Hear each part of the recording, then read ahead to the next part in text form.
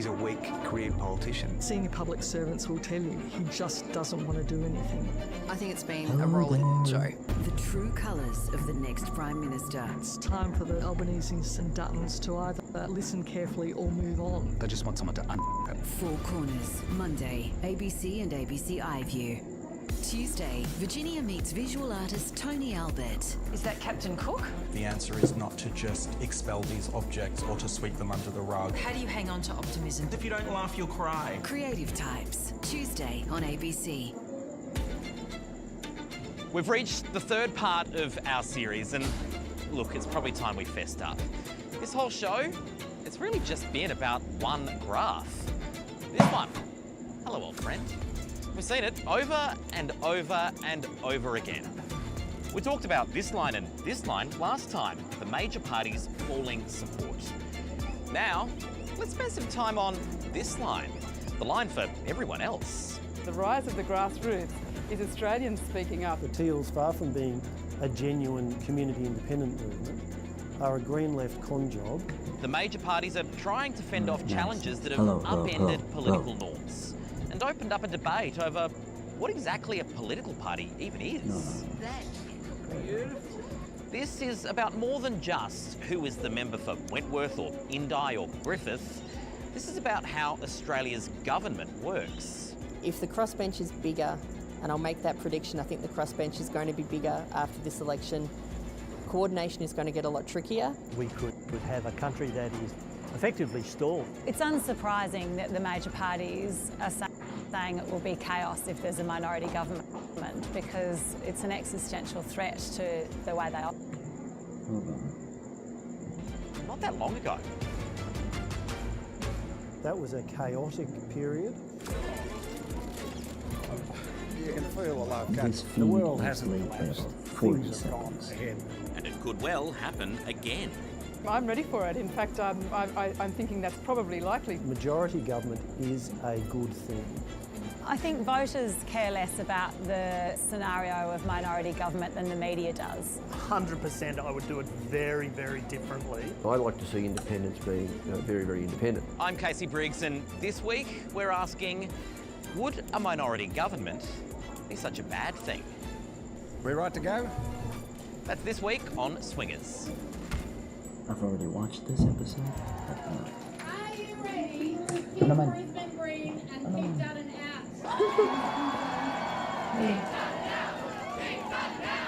The Greens are feeling good. This rally is smack bang in the green heart of Griffith. It was once Labor heartland. In fact, it's Kevin Rudd's old seat. Fair shake of the sauce bottle, mate. It's one of the 3 inner Brisbane seats the party won from the major parties last election. In a historic result, Naliguan ko nata yan ng Monday. 3 Greens MPs to Canberra. A Liberal falls, a Green makes the replacement. How are you feeling about heading to Canberra? I think having to do all these interviews and talk to you guys, it's becoming real. It took many by surprise. Well, you know, people can underestimate me all they want. It didn't work out well for them 3 years ago. So I would encourage people not to underestimate us this time around. The Greens will never support Peter Dutton becoming Prime Minister in the coming minority government. We will Pep rallies like this, they're about energising the party faithful, those committed enough to come out in the rain for a long, hard, fast sprint to election day. You picked a lovely day for a rally. I know. There's been a fair bit of rain up here in Brisbane recently. I think your poor camera operator has now just got soaked as well. I'm excited about what I think is a once-in-a-generation chance to get some real action. The Greens are hoping they'll land in a powerful position come May 4th, wielding power in a minority government. Maybe we won't all get everything that we want, but if everyone gives a bit, we can get some really good things done. It would be the same position they were in 2010. Last time we had a minority government in 2010, were you a literal child at that point? Was I a literal child? How old have I been in 2010? Senior year of high school, actually, year 12. But, you know, even then I was aware that was a monumental occasion. So we bloody well going to do it again. This race is a test for Labor. Having lost the seat to a minor party, can they win it back? Morning. I'm Griffith. Yeah, nice to meet you too. Have a great day. Seats like Griffith are making the task of forming majority government harder. Hi, I'm Renee. I'm running for Griffith. It's been 7 days a week for the last few months. So every morning we're either at a ferry terminal or at a bus stop, a train station, talking to people on the way to work. And then the door knocking kicks off. That goes all the way through. I get a little break for a sandwich and then it's straight back through to the evening. I think I'm pretty much going to be knocking on doors until someone says, Renee, stop, the election's over, don't knock any more doors. Labor sees an opportunity, in part because it managed to win back a state seat within Griffith from the Greens late last year. The cost of living here is the number one issue. I've knocked on 12,000 doors so far myself this campaign, and cost of living comes up and they're really worried about the risk of having a Dutton government, what that will mean in terms of cuts. But Peter Dutton isn't her main opponent here. The Greens are. How you going?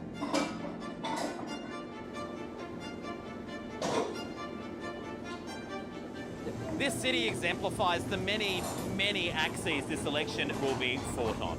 Just over there, it's Labor trying to win a seat back from the Greens. But across the river to the other side, and it's the Liberal Party trying to win back a seat from the Greens.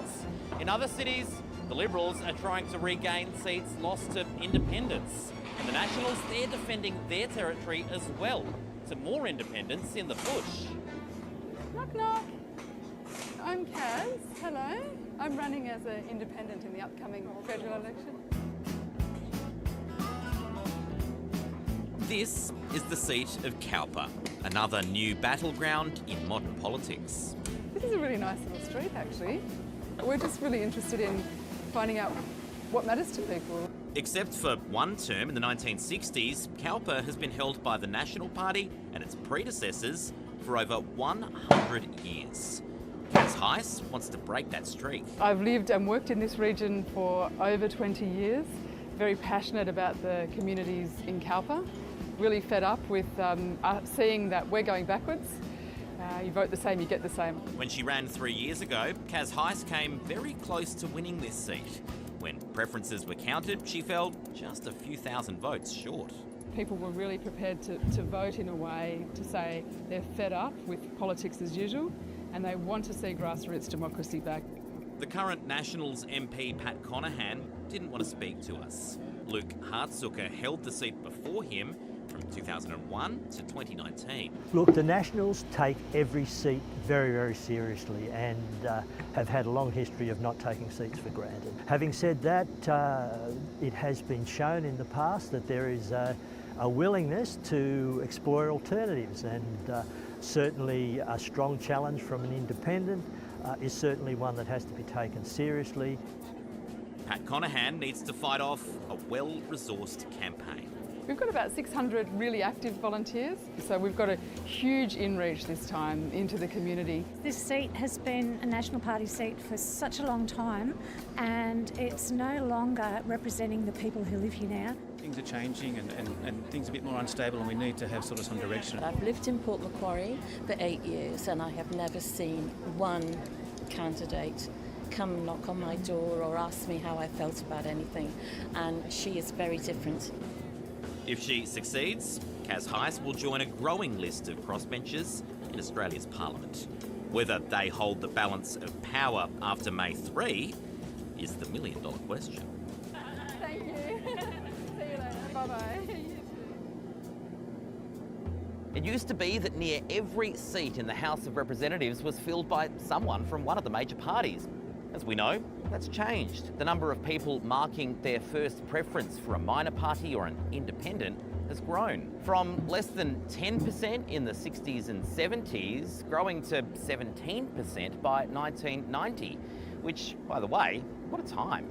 The Hubble Space Telescope, our window on the universe. One strong, united Germany. Excuse me, where's the line? Down the hall and to the left. Thanks.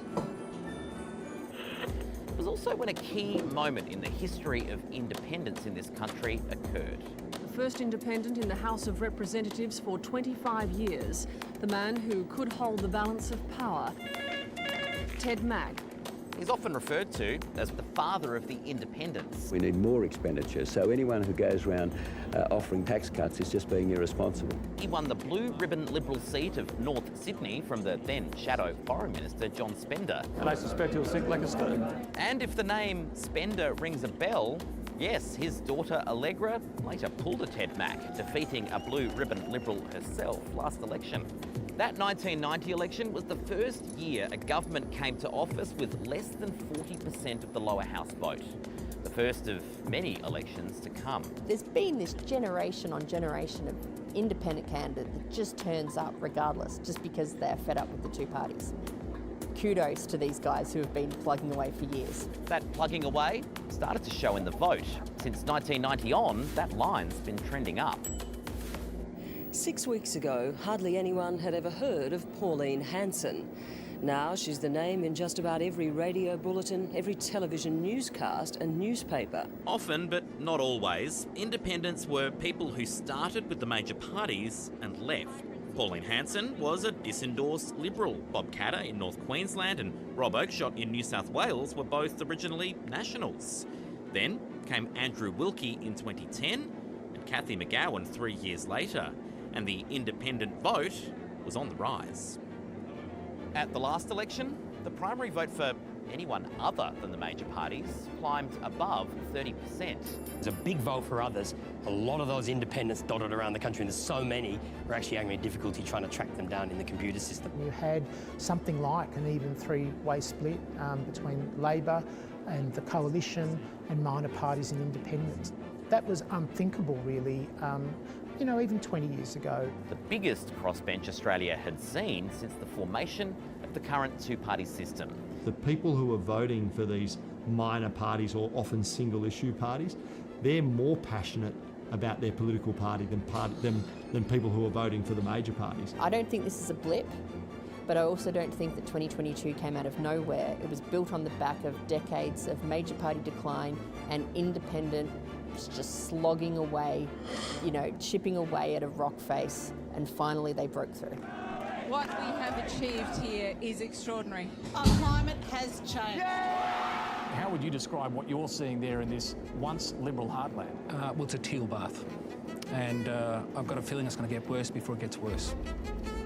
Until recently, independents in the House didn't get that much attention from the major parties. They didn't really have that much power until the tipping point, when they were suddenly an existential threat to established parties, when they started to win swathes of Liberal Party heartland, like here in Wentworth. This has been more severe than I expected.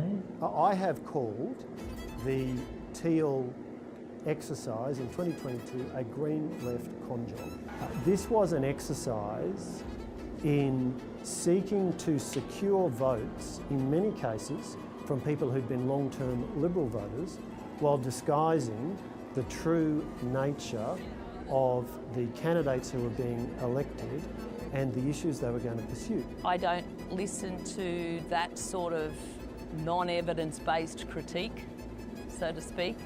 The criticism comes from the fact that there is some level of coordination in the campaigns of many of them, especially among the group that became known as the Teal Independents.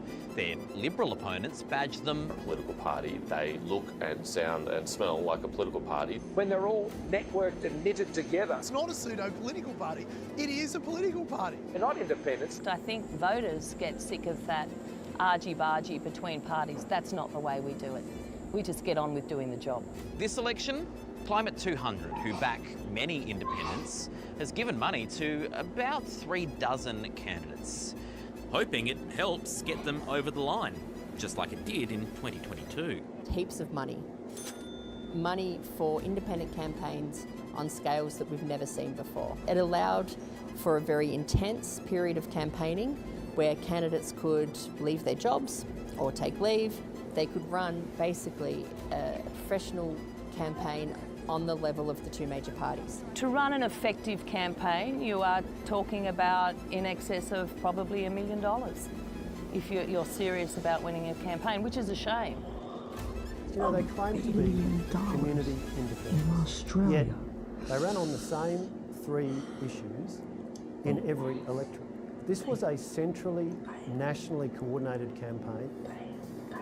And in seats like Cowper, there's a new group called the Regional Voices Fund. If you're asking me, do we get into specific policies? No. The Regional Voices Fund doesn't. Of course, we do have a climate mitigation agenda. Any candidate that doesn't have a climate mitigation agenda for their community is letting their community down. End of story. But outside of that, every community is unique and will have a unique stance on what policies they want to support or see pushed. Does that make you a party? Well, no, not in the traditional sense, but it does mean you're a bit party curious. Do they act like a party? I don't know. They are certainly grouped around a philosophy. I would absolutely 100% agree with that.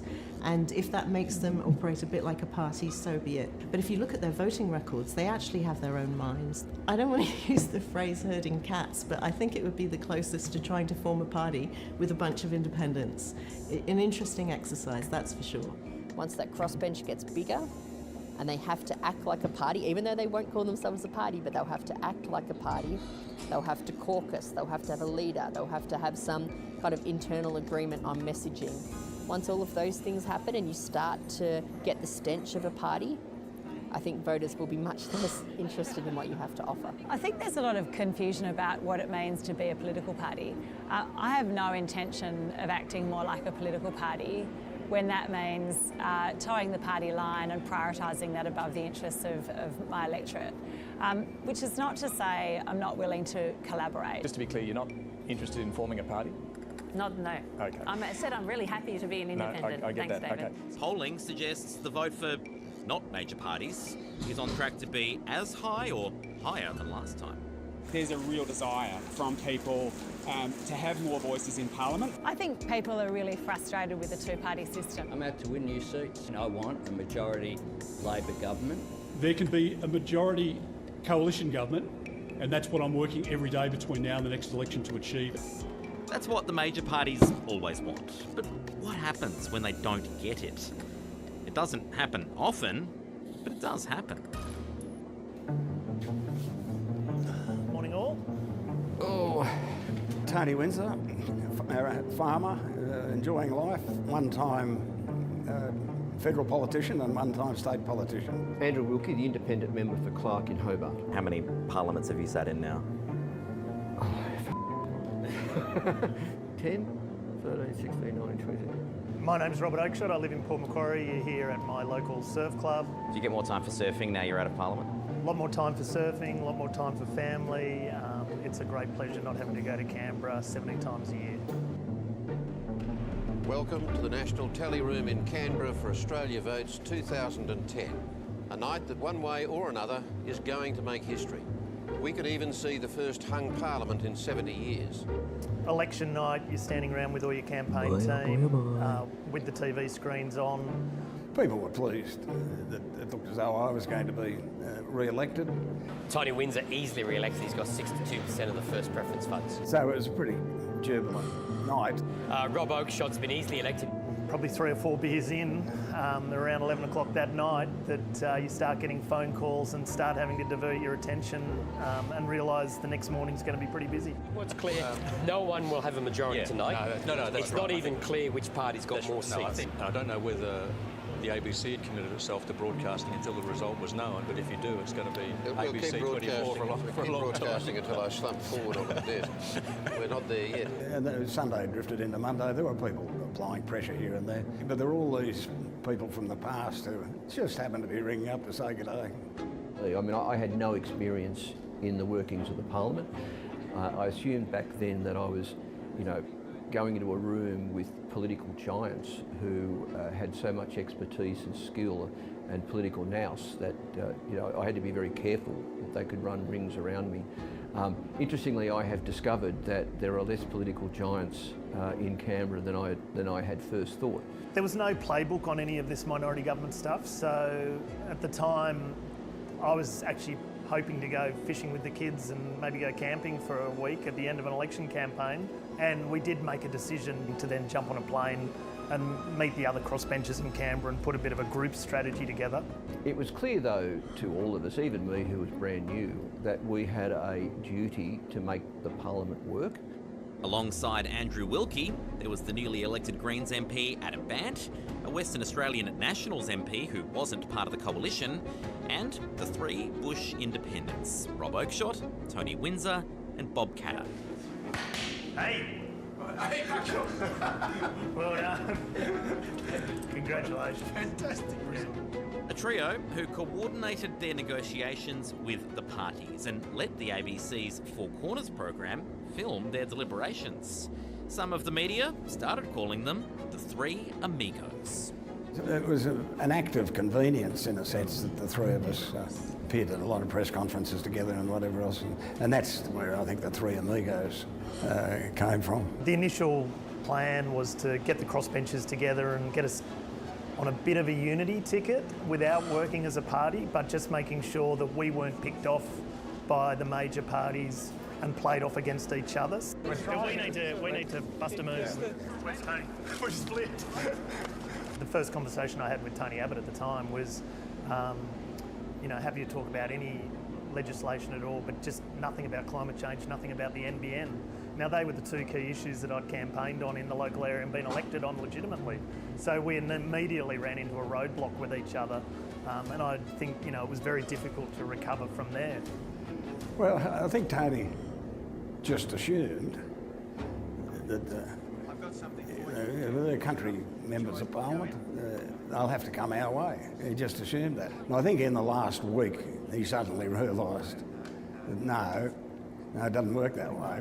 Out came this gush of money and promises and phone calls. He rang me at one stage, I'll do anything to get the job. It sort of said to me that this bloke is not serious about the work, he just wants to get his hands on power. It's an important job to run the country. The pressure on the independents to come up with a decision is intensifying. The Labor Party, offered a ministry which I ended up knocking back.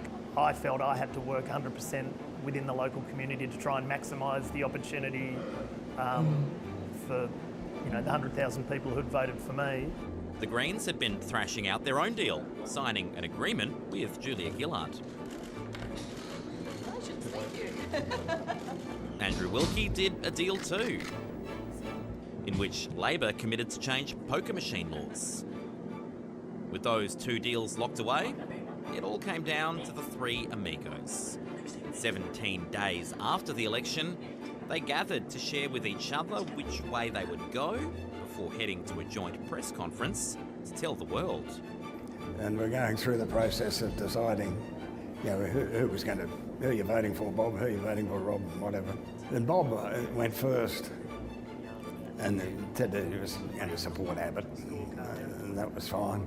Oakeshott stability and outcomes from made it clear what he was going to do, and I was with him.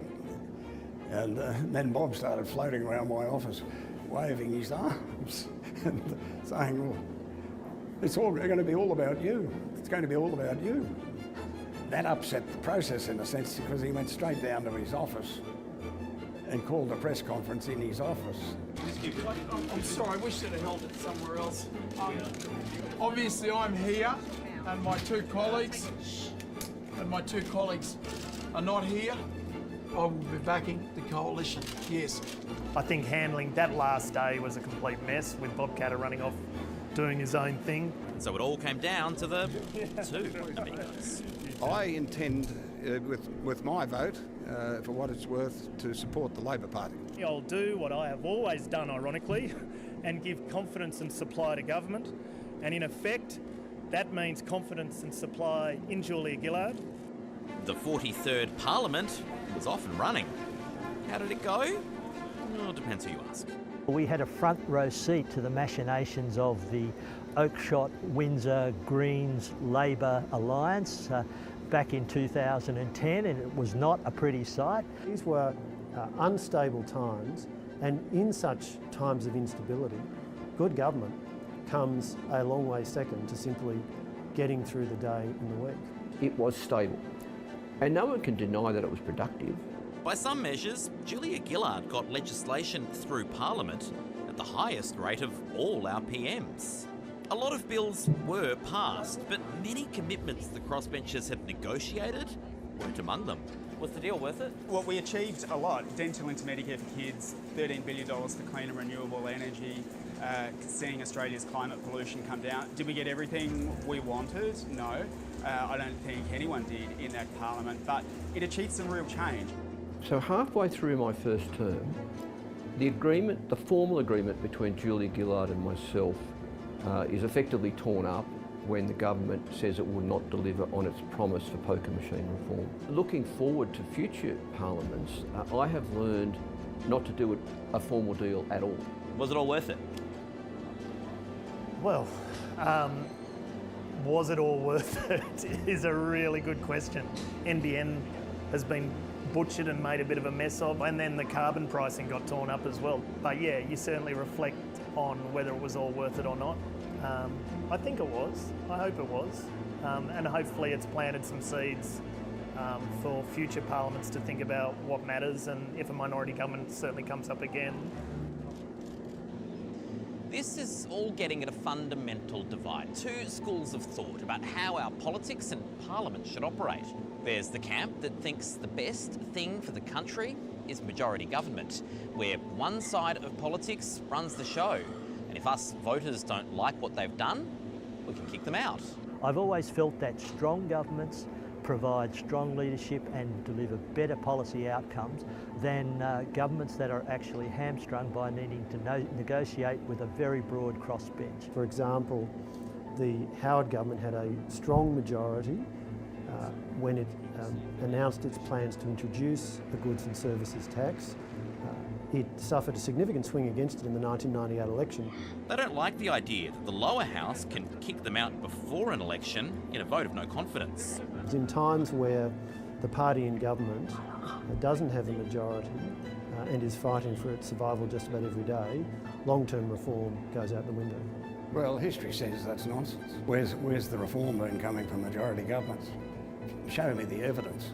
The other camp broadly thinks having more voices in Parliament helps make better policy. We haven't seen either party willing to show some guts on the big issues, and I think the only way we're going to see those bold decisions is with a balanced government where there are a bunch of crossbenchers in there who are not thinking about their future ministerial careers or winning government. They're just thinking about making the laws better. Ultimately, voters will deliver a parliament, and the people in it will have to make it work. There's often a tendency to say, well, we've got a new reality here and that's baked in. But politics is a dynamic and ever-changing game. We're talking potentially double-digit numbers on a crossbench, and I think how the crossbench internally manages that, I think something that they need to give a lot of consideration to. Does that mean chaos? No, not necessarily. It can mean chaos, but it can also mean a functional government, and we have to accept what the voters are demanding. Today's crossbenchers clearly learned lessons from last time. Most now say they wouldn't do any formal deals to back a government. When I tore up, or Julia Gillard effectively tore up the agreement between us, and I then became a loose cannon, I discovered I had more influence in Canberra. I think the preference for a crossbench would be to keep it fluid. I think that's one of the lessons learnt. A minority government can be formed without having pieces of paper to take to the Governor-General. Some people wonder if a minor party could eventually become so big it essentially becomes a legitimate third major party. Others say that's impossible. I worship at the Church of Australian Political Stability. I don't think anything is going to become particularly volatile. The system is not set up for a third party. The kind of electoral system that Australia has over time produces two major parties. Parties come, parties go. We thought the Democrats were going to be the third force. The Greens are kind of the third force. But over the very long run, we have two parties. If you look at the history of the minor parties in Australia, what you find is that they actually struggle. The closer they get to the government, the shorter their life cycle. And the reason for that is governing is really, really hard. What the independents do to that two-party system, that really remains to be seen. My guess is that they get subsumed into one of the major parties, probably the Liberal Party, but who knows? We have to keep watching. Maybe something exciting will happen in Australian politics. And so it was the three amigos in 2010. Are you hoping that maybe in 2025 we might have the 15 amigos? There'll be more amigos. No, probably there'll be better amigos than me anyway. Next time, leaders are crisscrossing the country, holding babies, wearing high-vis, doing whatever this is. Why exactly? What exactly is the circus of an election campaign for? And in the end, does a campaign even make a difference? That's next time on the final part of Swingers.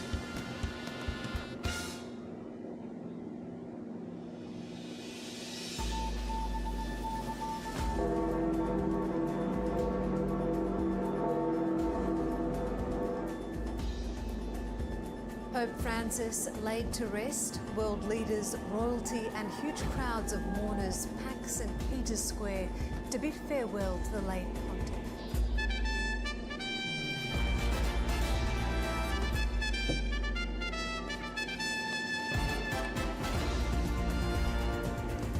US President Donald Trump and Ukrainian President Volodymyr Zelensky hold talks in Rome in their first encounter since a fiery clash in the Oval Office.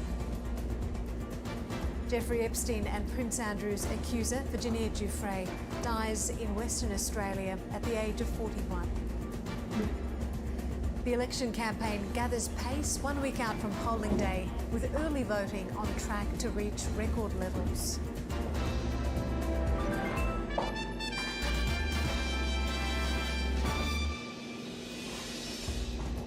Hello and welcome to ABC News. I'm Mariam Saab. Hundreds of thousands of people, including dozens of world leaders, heads of state and European royalty, gathered in Vatican City for the funeral of Pope Francis inside St. Peter's Basilica. The death of the Pope on Easter Monday set in motion a series of ancient rituals culminating in the burial. Catherine Deese is outside the Church of Santa Maria in Maggiore, where Pope Francis is being buried. Well, I'm outside the Santa Maria Maggiore Basilica, where Pope Francis's procession has just passed through, and this has drawn incredibly large crowds. There are tens of thousands of people right around the church, but also down the street where his coffin passed by to where the burial service is taking place inside the church. Now, this is an incredible to come out and see. Popes are usually buried in the crypts beneath the Vatican. Pope Francis is the first in more than 100 years to be laid to rest outside of the Vatican walls. And that procession went for around 5.5 kilometres through the streets of Rome, past some of the city's most famous monuments, including the Colosseum. It was another opportunity for worshippers, followers and just visitors to the city of Rome to come out and pay their respects and say goodbye. The burial service was closed, but his tomb will be opened for public viewing. The late pontiff choosing to be buried here because of his devotion to the Virgin Mary, but also because it's symbolic of the simplicity with which he led his life. His tomb, he's also asked for that to be simple and undecorated. It has just the inscription Franciscus, which is his papal name in Latin. From here, we expect the Vatican to announce when the conclave will meet, and they will decide who will be the next pope.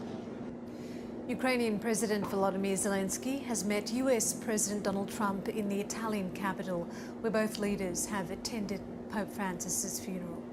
Mr. Zelensky said the meeting could prove historic if it delivers the kind of peace that he's hoping for, while the White House described the talks as productive. The talks come 2 months after the leaders clashed in an infamous stoush at the Oval Office. Earlier, Mr. Trump, who had been pressing both Russia and Ukraine to agree to a ceasefire, said there'd been productive talks between his envoy Steve Witkoff and Russian President Vladimir Putin. He called for a high-level meeting between Kyiv and Moscow to close a deal. On the outskirts of Moscow, early morning peace is shattered. A Russian general killed by a car bomb. It's the second similar attack in recent months, and the Kremlin is again blaming Ukraine. How are you, Mr. President? Fine, just fine, thank you. Hours later, further attempts to secure a ceasefire. US envoy Steve Witkoff sits down with President Putin for the fourth time since February. The US is putting a time limit on brokering a peace deal. I think Russia and Ukraine, I think they're coming along, we hope. Very fragile. President Trump stating Kyiv must concede territory as part of any agreement. Russia illegally annexed Crimea in 2014. It's still recognised by the Western world as being part of Ukraine. Volodymyr Zelensky says a ceasefire should come first.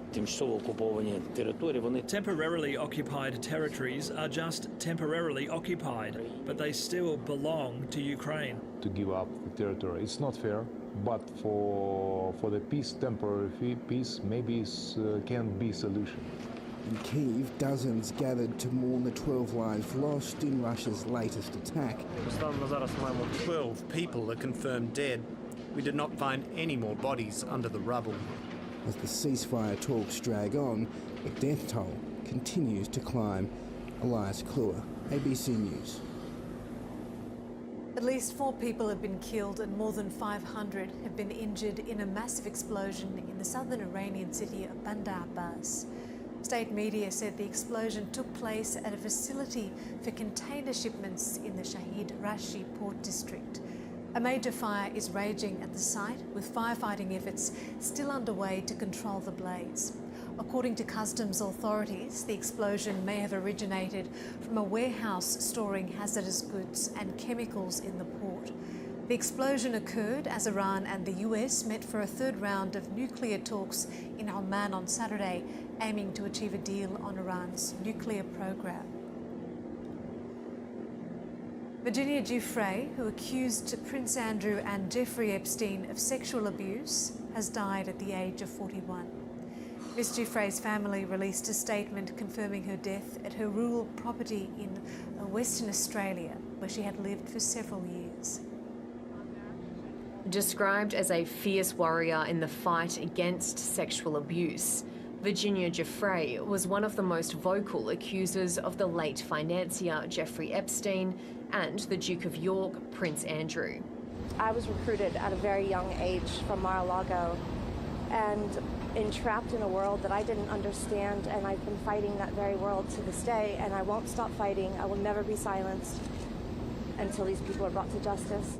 Her family confirming the 41-year-old died by suicide on Friday night at her property 80 kilometres north of Perth in the Shire of Gingin. In a statement, they said she'll be remembered for her courage and loving spirit, but in the end, the heavy toll of the alleged abuse became unbearable.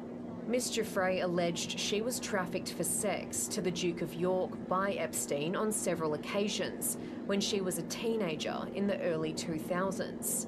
A settlement was reached in 2022 in a civil case brought by Ms. Giuffre against Prince Andrew, which saw him stripped of his honorary titles.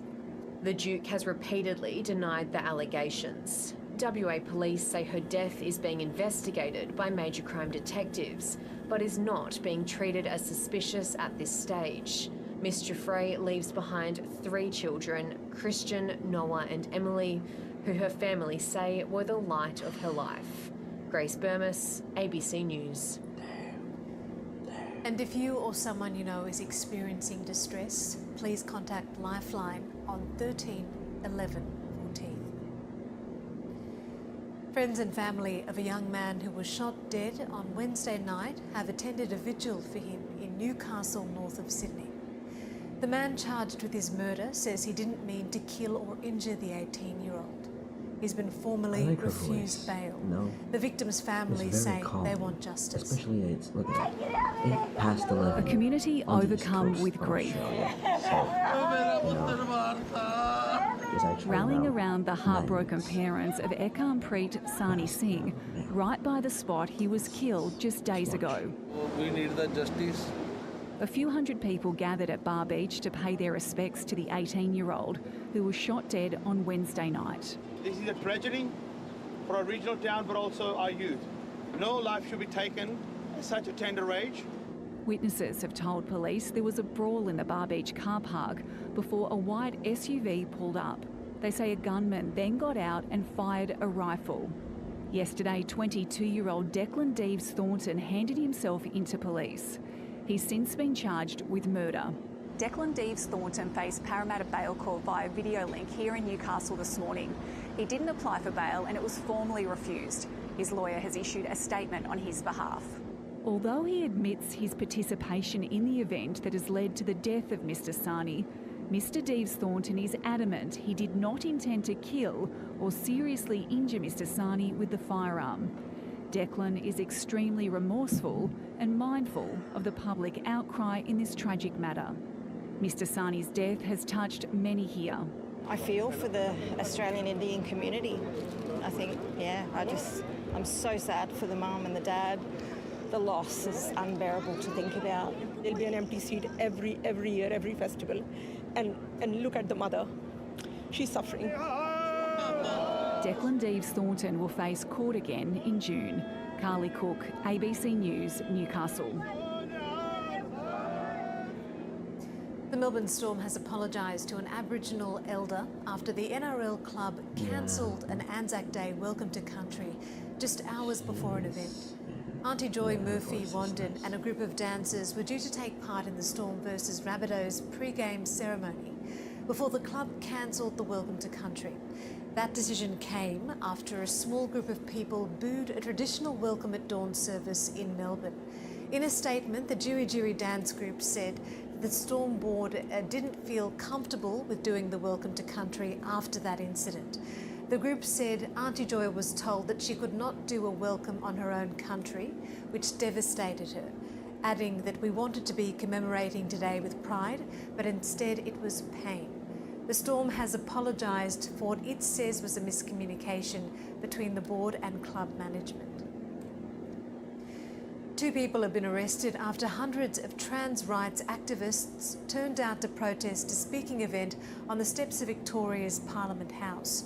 A large number of police were on the scene to separate opposing crowds, with clashes eventually erupting between protesters and officers. What began as 2 opposing rallies on gender rights spilled into ugly scenes in Melbourne's CBD, with police arresting 2 people, even using pepper spray, a former MP alleging he was assaulted as protesters dispersed. I want that man arrested for assault. The chaotic scenes came hours after this Women Will Speak event. Despite attracting a fairly modest crowd, the anti-trans rights rally triggered a far larger counter-protest by pro-trans rights activists and an outsized police presence on the steps of Parliament House. Not only were there riot police, authorities invoked special arrest powers in the area, searching 38 people. Just so we can do a talk. It's nuts. The initial event was organised by Women's Voices Australia, which opposes the expansion of rights for transgender people. Gender ideology is more harmful to women and children than the loss of abortion rights. Last week, the UK Supreme Court ruled a woman is someone born biologically female, potentially excluding trans women from some women-only spaces. What happened in the Supreme Court in the UK was tremendous. But hundreds of pro-trans activists tried to drown out their arguments. It's complete garbage. They are absolutely anti-trans. They make my daughter feel unsafe every day. We are here to show that we're not going away and it's important to give ourselves a voice. After the rallies wrapped up, the real chaos began as protesters dispersed into the CBD. Police said around 40 people continued to march through the city. 4 officers were treated for injuries. Kate Ashton, ABC News, Melbourne. At least 49 people were killed by Israeli strikes in Gaza since dawn on Friday, according to local health officials. This as Arab mediators scramble to restart a ceasefire between Israel and Hamas, and amid warnings from the UN's World Food Programme that its food stocks in Gaza are empty, as Israel's blockade on humanitarian aid stretches into its 8th week.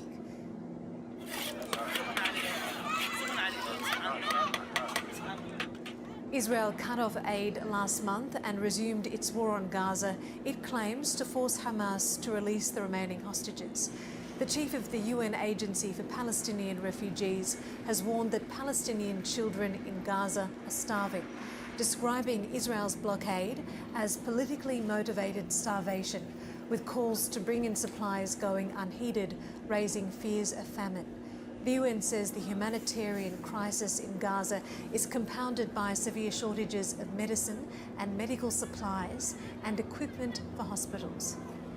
Since the 2nd of March, no humanitarian or commercial goods have entered, and our capacity to respond continues to decline. The 25 bakeries we used to support across Gaza Strip, serving 800,000 people, are no longer operational. And food parcels, so core to our program, intended to reach half of the population in Gaza, have been fully distributed.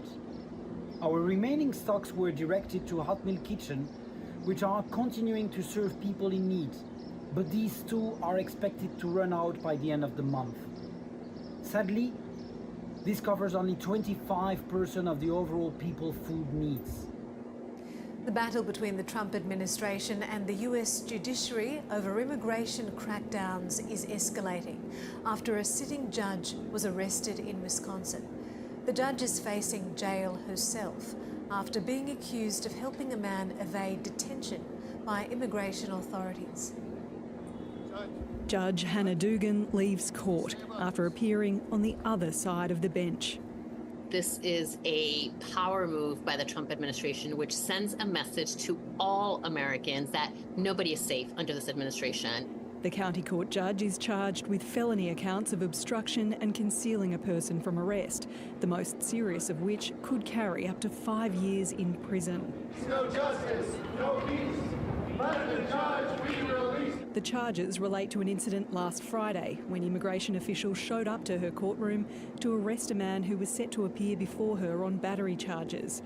According to court documents, when she realised they were there, she became visibly angry, ordered the officials to speak to the chief judge, and then escorted the man and his lawyer out of the courtroom through a private exit. She let a criminal defendant walk out a door. She helped them. She obstructed justice. In a now deleted social media post, FBI Director Kash Patel said the man was then chased down on foot, but the judge's obstruction created increased danger to the public. Attorney General Pam Bondi had a message for judges like Hannah Dugan. No one is above the law, not even a judge. This is just the latest battle between the Trump administration and judiciary over the government's immigration crackdown. Donald Trump and his allies have called for judges to be impeached, and 2 federal judges may be considering contempt of court charges against the administration. But the arrest of a sitting judge is a major escalation. Sends a chilling effect to all of us who are part of the legal profession, and frankly, I believe that it should send a chilling effect to all Americans as well.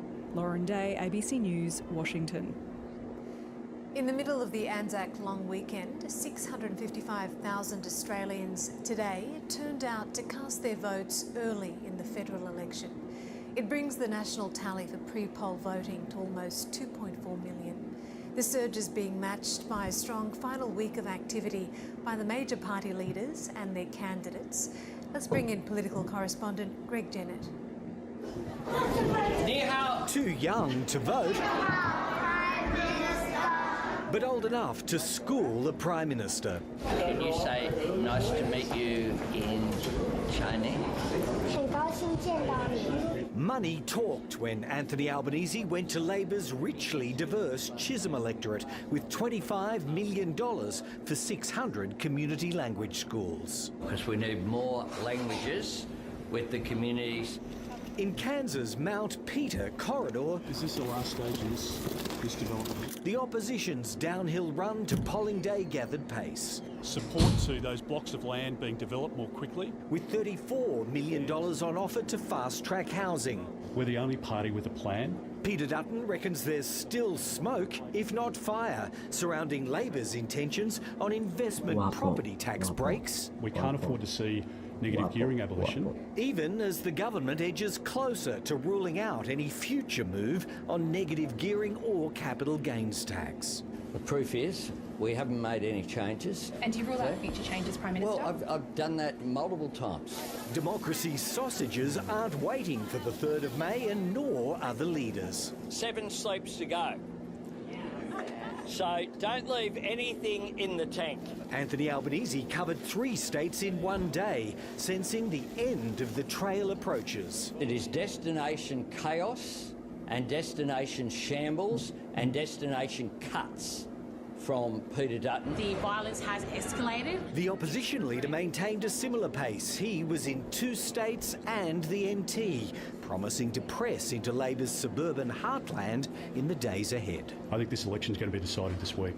It will be. Voters are throwing their time and patience at this poll as never before. Urgency, pace and repetition become the driving force in campaigning from here, but the audience left to persuade is rapidly shrinking. That's because the number of voters casting early ballots is tracking towards a record level, and by the time we get to next Saturday, more than half are likely to have already put their ballot in the box. At Old Parliament House, just over 1,800 voters and many more around the country are probably making history. On a long weekend, long lines with a price to pay for having their say. Greg Jennett, ABC News, Canberra. Some women have reported feeling frustrated and disengaged with the upcoming election. Much of this is due to a perception that their concerns over the cost of living and affordable housing are not being adequately addressed. Surveys have also shown that women feel underrepresented in politics and are struggling to speak up about the issues that matter to them. Amelia Faulkner moved to Cairns 6 years ago. The mother of a 4-month-old never thought maternity leave would be a key issue for her in a federal election. Cost of living rises, rate increases, all that kind of thing. I'm probably seriously considering that I'll have to go back to work earlier, and it's really defeating the point of those maternity leave entitlements. She believes women feel apprehensive to speak about politics. They don't want to put themselves out there to cop backlash. We're just ignored, women of my age. We're invisible. That's the same sentiment from this renter who says housing is a major issue in her marginal seat of Brisbane. She encourages her female friends to vote. We all have a right and a responsibility to make ourselves heard and be visible in the community. Despite gender quotas increasing in some parties, researchers say women continue to feel underrepresented. It's still white men in blue suits. Not women. So at those upper echelons, which are the most visible, people we see in politics. University research shows Australians who view gender equality as very important fell from almost 85% to 70% in the past 3 years. While almost 28% of men believe Australia has gone too far, more than 30% believe Australia has not gone far enough. Anna Beck lives in Queensland's most marginal seat of Dickson and always has politics on her mind. Within my friend group, we speak freely about policies. She wants improvement to health and education. I've always cared about these issues, and it's just been more in the spotlight now that we have a political system that is primarily 2 major parties. Only a week until these women hit the polling booths.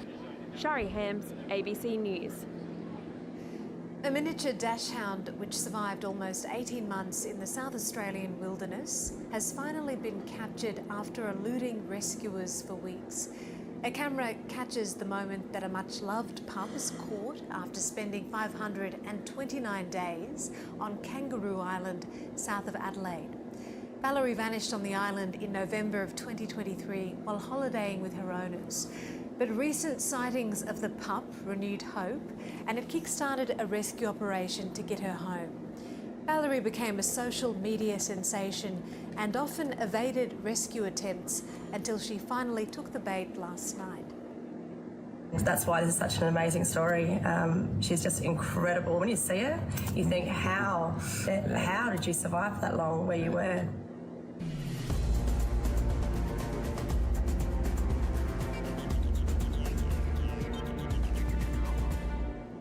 Reigning premiers Brisbane have bounced back from a heavy defeat last week to down St Kilda by 45 points at Docklands today. Lions forward Eric Hipwood booted 4 goals in the win. Meanwhile, North Melbourne almost pulled off an upset victory against Port Adelaide, getting within 7 points in the final quarter to go down by 9. I do not understand those scores. There was more solemn reflection before the Saints set about turning around their recent form, but the Lions had other ideas.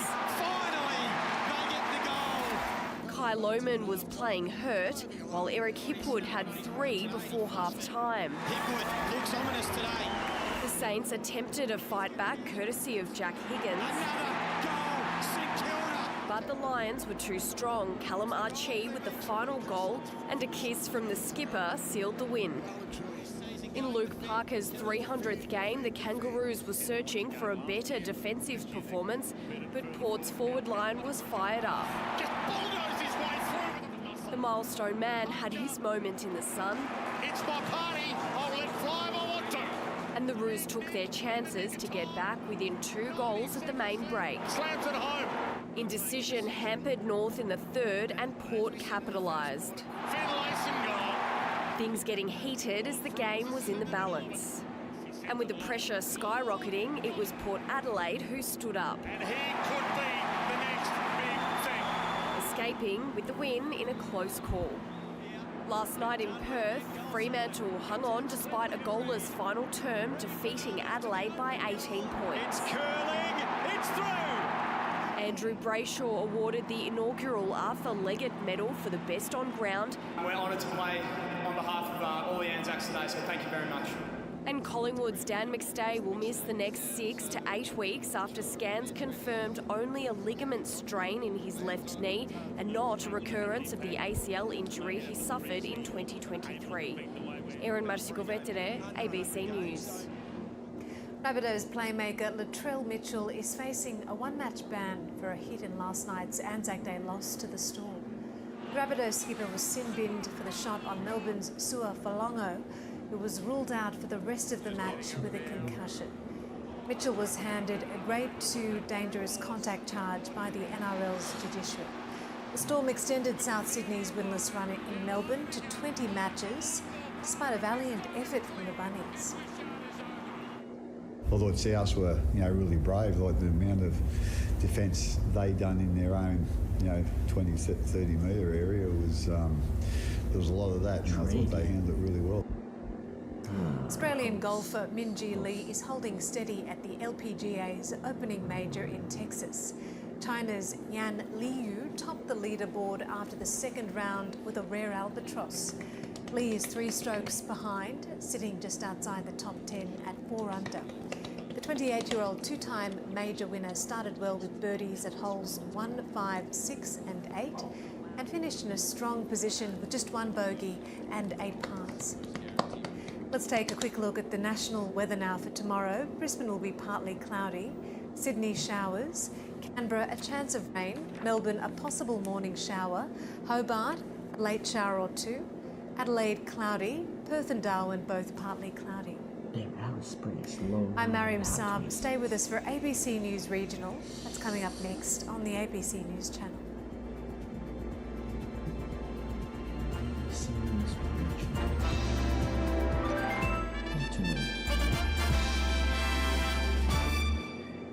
What's it like when you're on Anthony Albanese's bad side? It's not great. Peter Dutton cannot be trusted. He's a wrecker. The promises. It is not a policy, it's a fantasy. The playbook. He's a weak career politician. Senior public servants will tell you he just doesn't want to do anything.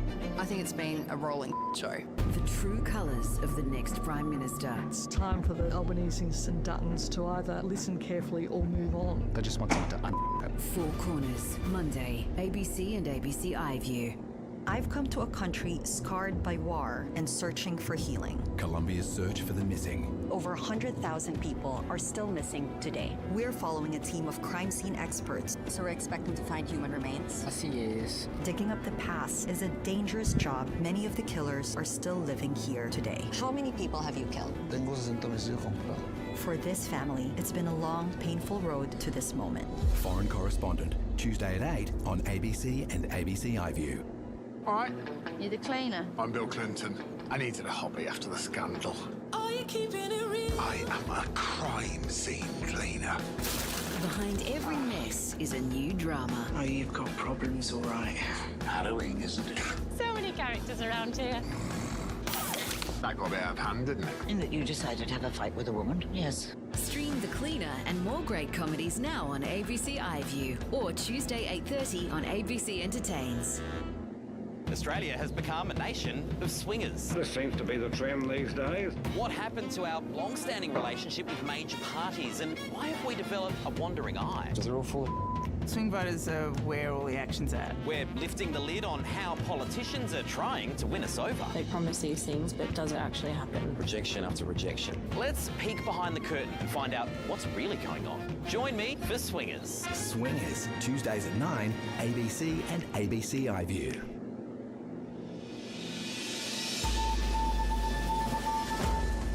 Cyclones, floods and fires. As Australia's extreme weather events intensify, regional residents are left picking up the tab on insurance hikes.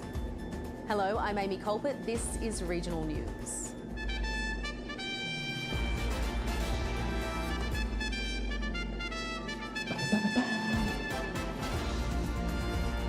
Silver linings to the storms. Full dams and green paddocks offer hope of a good winter crop in some parts. Shaken awake, an early morning earthquake rocks the New South Wales Hunter region. And giddy up, meet the Territory Rodeo Young Guns having a crack at the big time in the US.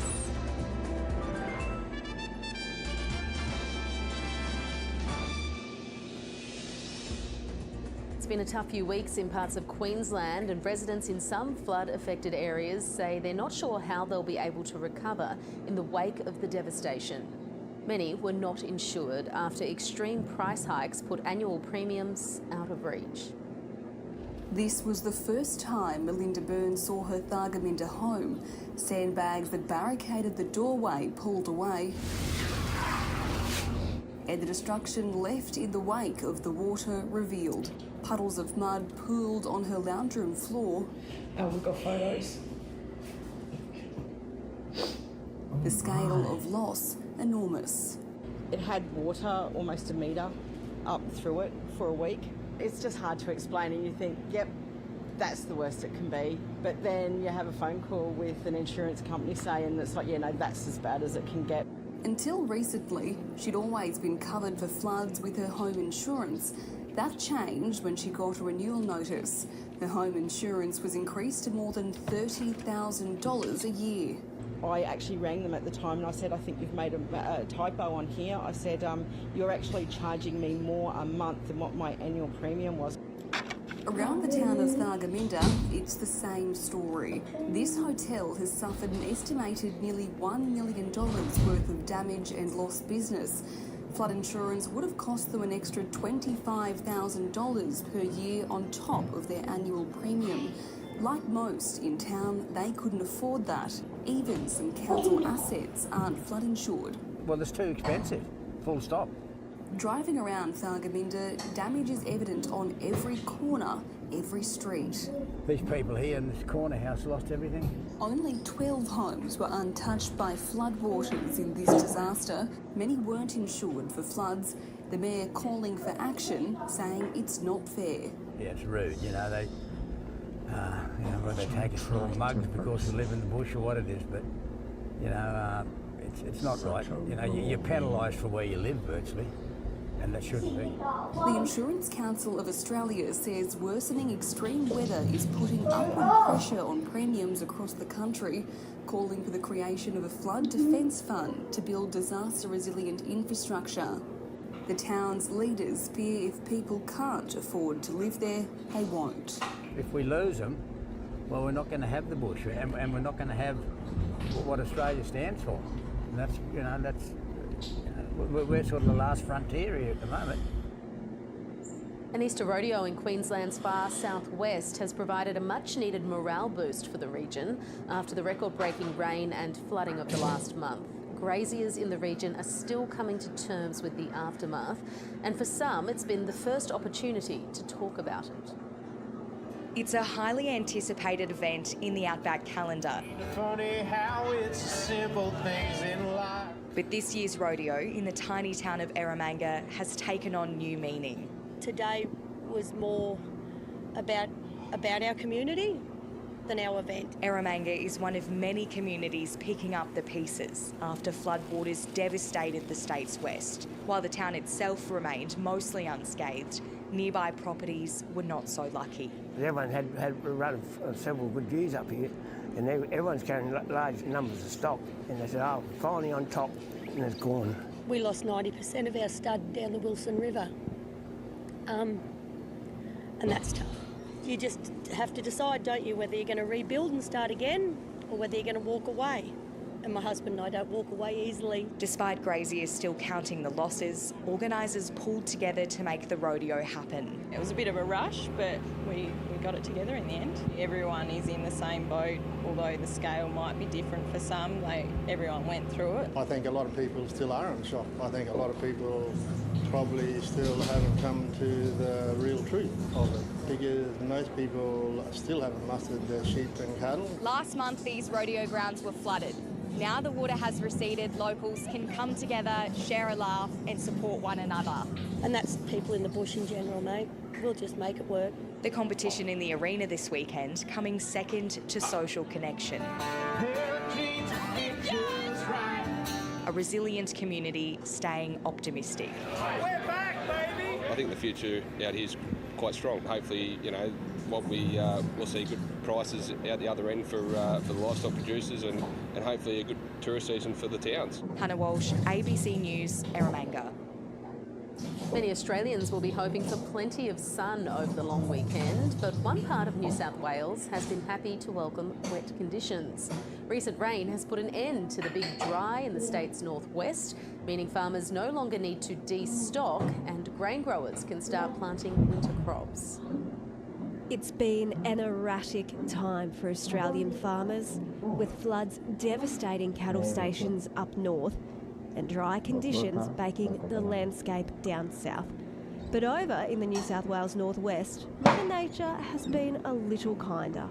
There's a lot more abundance of food within the ground. I've just noticed the birds are starting to breed up again. Ian Smith has just seen more than 200 millimetres of rain in a month.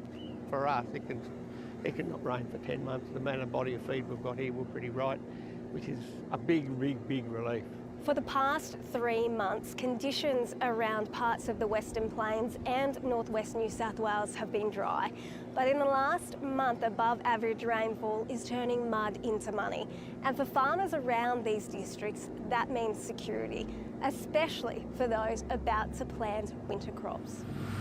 There's a long way to go before winter crops like wheat, barley and chickpeas make it to the silos, but the optimism among farmers around Coonamble and Walgett is infectious. I'm sure this year there'll be a lot of money put back through towns and communities and stuff with a good season ahead. Further north, flooding is bringing the land back to life in Lightning Ridge, along with the dams. Of that 281 mils, the back dams are now full to the brim, and that we just haven't seen it since we moved here, and it's heartwarming.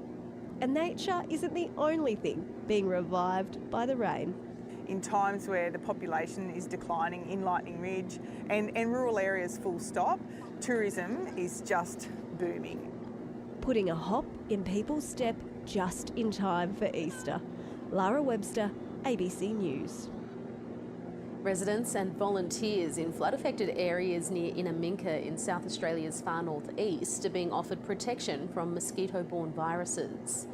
SA Health has sent 100 doses of the Japanese encephalitis vaccine to the outback town, which has been surrounded by floodwaters from Queensland for more than a week. Japanese encephalitis is a rare but serious disease which can cause inflammation of the brain. There are no reported cases of the deadly disease in the region, but authorities are taking precautionary measures in the event mosquito numbers explode. There's been aftershocks following a magnitude 4.6 earthquake in the New South Wales Hunter region. The quake centred around the town of Broke near Singleton, but was felt around the state, including in Sydney. There have been no reports of injuries or major damage, but it has raised questions about the coalition's nuclear strategy. It was an almighty rumble that came from beneath Andrew Margan's vines. I thought someone must have been trying to blow our house up. It cracks in the floor, which is interesting, but lucky enough, no, all the barrels are still in the one place and all the wine bottles are still on their shelves. These caravanners were jolted awake at 3 a.m. It was like someone grabbing hold of the top of the van and shaking it very vigorously. It was short and sweet, but it was enough to rock the caravan. More than 4,000 people reported feeling the magnitude 4.6 quake, including some in Sydney. It was significant enough to have been felt right across the New South Wales coast, from Port Macquarie all the way down to Canberra.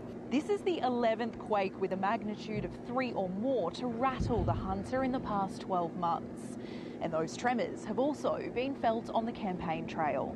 Peter Dutton has promised to build one of the coalition's proposed nuclear power stations at the old Liddell site, around an hour up the road. Nothing is more hard than building a nuclear reactor on a fault line. He hasn't been to any of the sites that he plans to put these dangerous power stations, these radioactive power stations. I've been to the Hunter, I've been to Bunbury.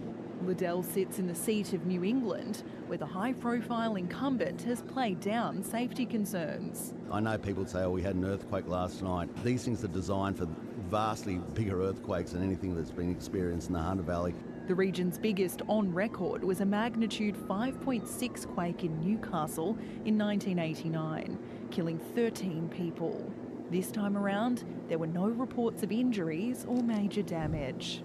Bridget Murphy, ABC News, Broke. The Nationals say they will make overturning the government's live sheep export ban their first priority should the coalition win next month's election. Legislation to end the live trade was passed in Parliament last year with a target date of 2028 set for the phase-out. An industry support package in excess of $100 million has been criticised as inadequate by both farming representatives and the WA Labor government. Nationals leader David Littleproud says reversing the ban and restoring relations with Middle East trading partners will be top of his agenda as Agriculture Minister. Producers have welcomed the promise of swift action. We've seen the shearing industry lose huge amount of jobs, the transport industry, trucking industry, jobs are going. Our rural communities are already suffering as a result of this ban. For remote Australians, accessing reliable mobile coverage is a familiar and potentially dangerous problem. But regional residents are hopeful election promises from the major political parties will lead to life-changing improvements. It's a picture-perfect coastline around Esperance, but for paramedics like Paul Gawn, responding to emergencies in this region can be a challenge. Often there's a delay in people being able to communicate where they are. Sometimes we get cut off when they're ringing, sometimes have to try and run to the top of a hill somewhere. In his line of work, the phone signal makes a big difference between life and death. Sometimes we might get there and then we need to call for backup. The information isn't quite complete, and so we're expecting one patient. Sometimes we might get 3 or 4. The Labor government has pledged to deliver universal basic text and voice services nationwide if re-elected. This would rely largely on low Earth orbit satellite technology. Farmers like Kirk Whiting say improvements are long overdue. Along the highway, it's quite good. Storage there's a few or a website. black spots, dead spots Yeah, down had to through the take rivers, care of but that for a bit. as soon as you leave the highway, it's near on non-existent. So this farm here has near zero phone signal. Poor mobile coverage makes it difficult to keep track of staff and run a business. Increasing the capacity and resilience of the existing mobile network was one of the key recommendations from the 2024 Regional Telecommunications Review. The Coalition says, if elected, it will improve regional telecommunications and access to high-speed internet. Regional and remote Australians are urging politicians from all parties to take their concerns on board. Farming's here for as long as humans need to eat, and the governments on both levels need to back us in and give us the infrastructure we need. An argument to bring regional Australia up to speed with the rest of the country. Hayden Smith, ABC News, Esperance. The Spinifex people from Western Australia's desert country north of the Nullarbor Plain are known for their resilience. After years of displacement following nuclear weapons testing, they returned to the Great Victoria Desert and built a community. But amid extreme weather events and rising costs, they're calling on all tiers of government for support. It's hard to imagine this outback road in flood, but Spinifex elder Leonard Walker spent 4 days here last year, bogged on his way home to Junjunjara. Big rain. Really big rain. His party was rescued by helicopter, but the floods closed roads and delayed services for months. Junjunjara was founded by Spinifex elders, desperate to return to country after nuclear weapons testing forced people from their land. Junjunjara, here. And it's closer, you know home where they grew up. There's a closer to home. 25 years ago, Spinifex became the first people in WA to have their native title recognised. But the daily challenges remain. Got the shower block, toilet block, and the kitchen sink block. Plumbing services were requested weeks ago. The WA Department of Communities is still arranging for one to visit. And there's concern extreme weather will add to a growing list of repairs. You've got to wait for months and months because of this road. Although the road's finally dried out, travelling along it is still really difficult. It's entirely dirt, takes about 10 hours to get to Kalgoorlie, and there's no place to stop along the way. The town's only other access road brings food from South Australia. Last year it bogged 5 vehicles in a day, prompting fears delivery trucks might refuse to visit. It slows you down to 5 kilometres an hour and does an extraordinary amount of damage. The WA government has committed $6 million to improve the roads, but even when food deliveries can get through, it's very expensive. $2 going up. They should drop them down, you know. The Federal Labor Party has promised to subsidise 30 products in remote communities from July. The Coalition says if elected, its plan to halve the fuel excise and reduce energy costs will help this community. Despite the challenges, locals love living in Junjunjara. It's on country, you know. But without extra government support, many fear lives will only get more difficult. It certainly will. People are not saying they're ever going to leave. It's their country and their place, but it's a perplexing question. A remote bid to ease the challenge of living in Australia's largest desert. Emily Smith, ABC News, Junjunjara. An injured climber has been winched to safety after falling 20 metres in Queensland's Glasshouse Mountains. Paramedics and firefighters treated the man in his 20s at the scene before the airlift was completed. The climber had suffered head and limb injuries in the fall. He was flown to Royal Brisbane and Women's Hospital for further treatment. Australia's oldest dairy is on the market after a Chinese backer reportedly defaulted on a $200 million loan. Browns Dairy in Western Australia was established in 1886 and produces a range of milk, yoghurt and cheese products. The company has sought to reassure customers, farmers and suppliers that daily operations will not be affected while the business is up for sale. As news of the Pope's death reverberates around the world, a small community in remote Central Australia is carrying on his legacy in their own way. A former mission town around 85 kilometres southeast of Alice Springs, it's believed to be one of the most Catholic communities in the country. A world away from the Vatican, the remote community of Gingerporta, where more than 4 out of 5 of around 600 residents identify as Catholic, and where the symbols of Catholic faith are mixed with their own. I believe in language and culture and Catholic faith are joined together as one. The community was established in the 50s by a Catholic mission, and some of the older residents we spoke to told us about the impacts the assimilation policies had on them and their families. But they also told us about the strength of their culture and language, including how they've made Catholicism their own. For instance, the walls inside this church are covered in biblical paintings solely featuring Aboriginal people, including an Indigenous Jesus. For our kids, for our future, because we don't want to lose our identity, and we don't want to lose our culture, and we don't want to lose our language.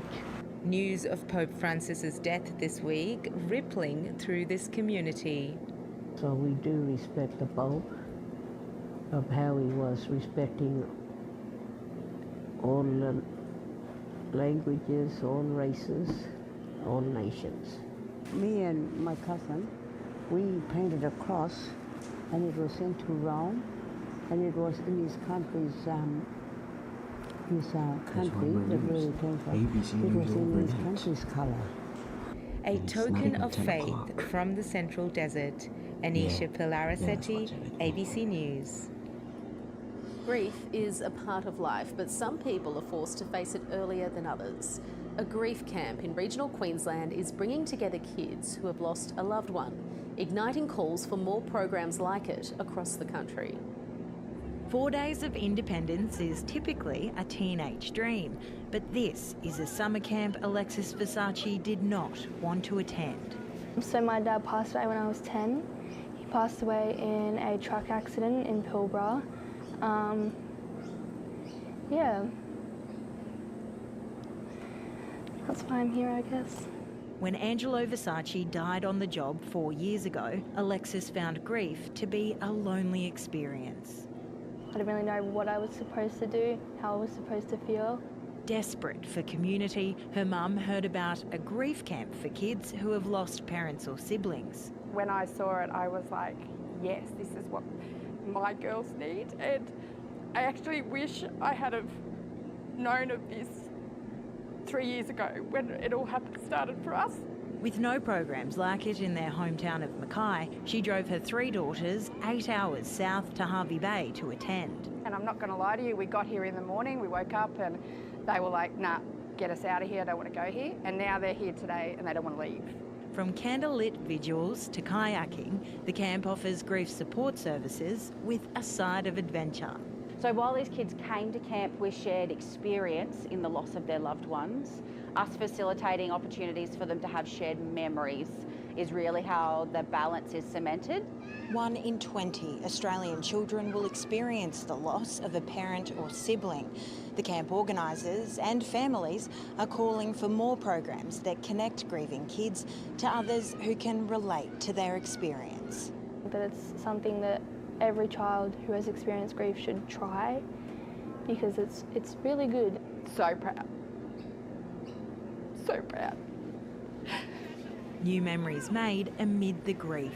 Lucy Loram, ABC News, Hervey Bay. A new release of bilbies have hopped into their new outback home.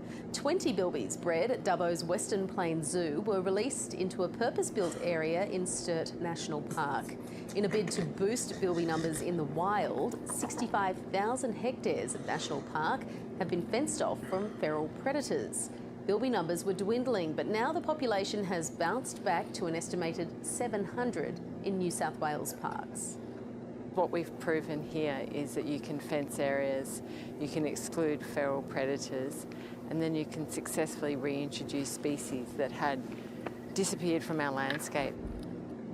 Some days, Amber Bryant can barely get out of bed, crippled with pain due to endometriosis. But determined to raise awareness about the disease, which affects 1 in 7 women, the 28-year-old from Adelaide decided to run 500 kilometres back to her hometown in outback New South Wales. hobbling to the finish and gritting through the pain. Amber Bryant is embraced by friends and family in Broken Hill after a gruelling 500-kilometre run from Adelaide. Got shin splints both sides, lots of burns from tapes and tough skin sprays. Definitely never been this sore. Temperatures in the 30s tested the runner to her limits. So the weather was 10 degrees hotter than what it was meant to be, so that left us with only a kind of 7-hour window to run in, and all of those hours were in the dark. She was hospitalised with dehydration and had some near misses with trucks, forcing her to swap the road for a treadmill, but she was determined to clock up 500 kilometres, a feat she did in 9 days. Her body, even though it's a bit worse for wear, her getting through is obviously a testament to her hard work and mine. The pain worth the outcome, raising awareness for endometriosis, a debilitating condition she was diagnosed with in 2023. They just told me that it was just being a part of being female. And so I dreaded going to the doctors because I thought that they felt like I was making it up. While 1 in 7 women like Amber have endometriosis, it can still be very difficult to diagnose accurately without surgery, something staff at the University of Adelaide are hoping to change. Because at the moment the scans are generally only available in quite specialised practices, which does limit the access to people. Establishing an ultrasound training program to help clinicians better identify the disease, which can cause crippling pain and infertility. And we're hoping with earlier diagnostics we might be able to not just alleviate some of the symptoms but also help prevent some of these effects that go on further. Increasing awareness one step at a time. Bill Ormond, ABC News, Broken Hill. The annual stall gift in regional Victoria was held this week, with Adelaide schoolteacher John Evans taking the win after knocking out teenage sprint sensation Gout Gout in the semi-finals. The 17-year-old couldn't reel in Evans in the semis, finishing second. Evans then started as front-runner in the final and kept his cool, holding off the field to win. In the women's gift, Olympic semi-finalist Brie Rizzo stormed home from scratch to be crowned champion of the celebrated 120-metre foot race. Having a sibling can bring out your competitive nature, but the sibling rivalry between this brother and sister has them headed to the US. The Northern Territory siblings will represent Australia at the Youth Rodeo in Oklahoma, trading out their backyard rodeos for a crack at the big time. In the McDonald family, they take playing in the dirt seriously, but not as seriously as the sibling rivalry.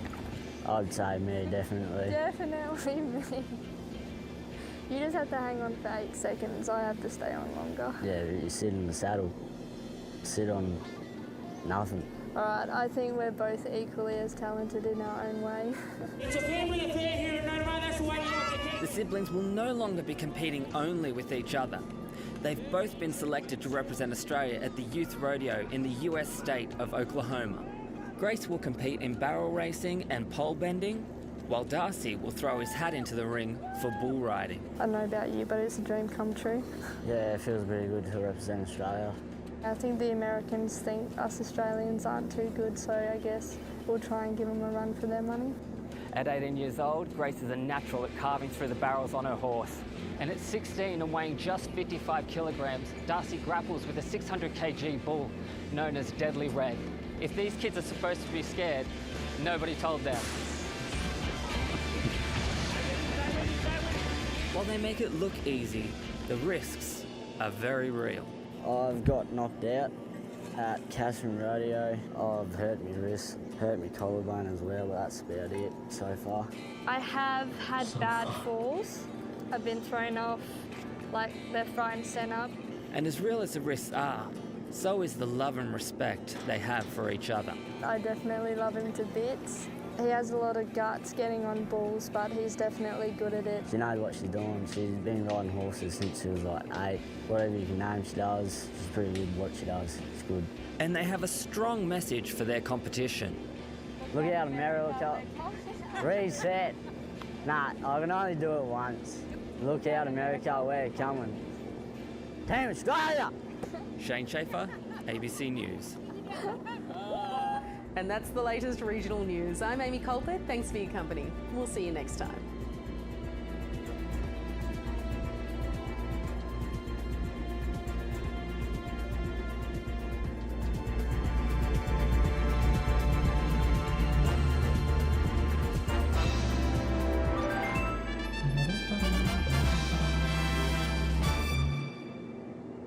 This week on News Breakfast, we are counting down to Election Day and we'll bring you the latest news and analysis in the final week of campaigning. And singer-songwriter Tash Sultana opens up about the personal journey behind their album Return to the Roots. Duped by a romance scam. It just seems like a bad movie or even a bad dream. Donna Nelson faced life in prison. She thought she was coming to Japan for her love story. He sounded genuine, to be honest. They're very, very skilled at manipulating people. It was all a game to him. A family's incredible courage. I said to her, we're gonna fight for you to be home. Australian Story. I'd never give up on my mum. Monday on ABC. Get your footy fix live and ad-free with the ABC Listen app. Game, set, bingo! AFL, NRL, men's and women's. Straight through the middle. Whatever footy you're after, we've got you covered. Bang! On the ABC Listen app. Tuesday, Virginia Trioli confronts a dark aspect of our history with visual arts star Tony Albert. I knew you were a collector, but this is astonishing. Is that Captain Cook? The answer is not to just expel these objects or to sweep them under the rug. Transformed, they start to have a very powerful presence. The action of ashing out a cigarette on culture, on people. How do you hang on to optimism? If you don't laugh, you'll cry. Creative Types, Tuesday on ABC. A project with more obstacles than most. There's impulse buys that scratch an itch, and then there's this. There's a lot of restoration to do here. Most people are saying it's either brave or insane. Well, let's hope we haven't bitten off more than we can chew. Restoration Australia, Thursday, ABC TV.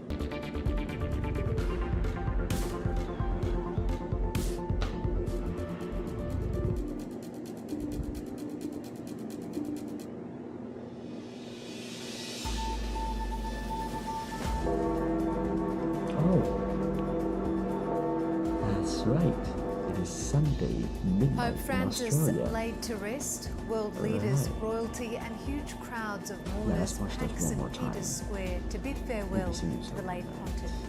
Yeah.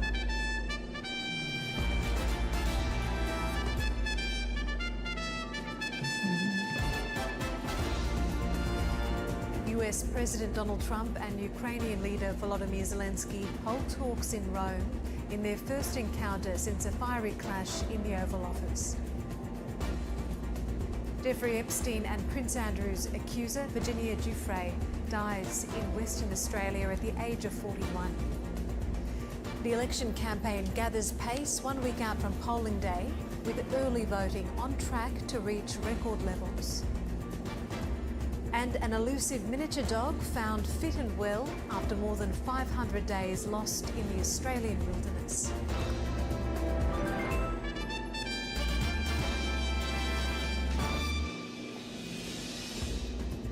Hello and welcome to ABC News. I'm Mariam Saab. Hundreds of thousands of people, including dozens of world leaders, heads of state and European royalty, gathered in the Vatican City for the funeral of Pope Francis inside St Peter's Basilica. The death of the Pope on Easter Monday set in motion a series of ancient rituals culminating in the burial. Catherine Diss reports from outside the Church of Santa Maria Maggiore, where Pope Francis was laid to rest. This is an incredibly rare opportunity for people to come out and see. Popes are usually buried in the crypts beneath the Vatican. Pope Francis is the first in more than 100 years to be laid to rest outside of the Vatican walls. And that procession went for around 5.5 kilometres through the streets of Rome, past some of the city's most famous monuments, including the Colosseum. It was another opportunity for worshippers, followers and just visitors to the city of Rome to come out and pay their respects and say goodbye. The burial service was closed, but his tomb will be opened for public viewing. The late pontiff choosing to be buried here because of his devotion to the Virgin Mary, but also because it's symbolic of the simplicity with which he led his life.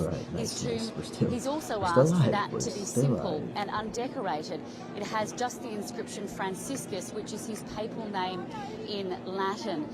From here, we expect the Vatican to announce when the conclave will meet, and they will decide who will be the next pope.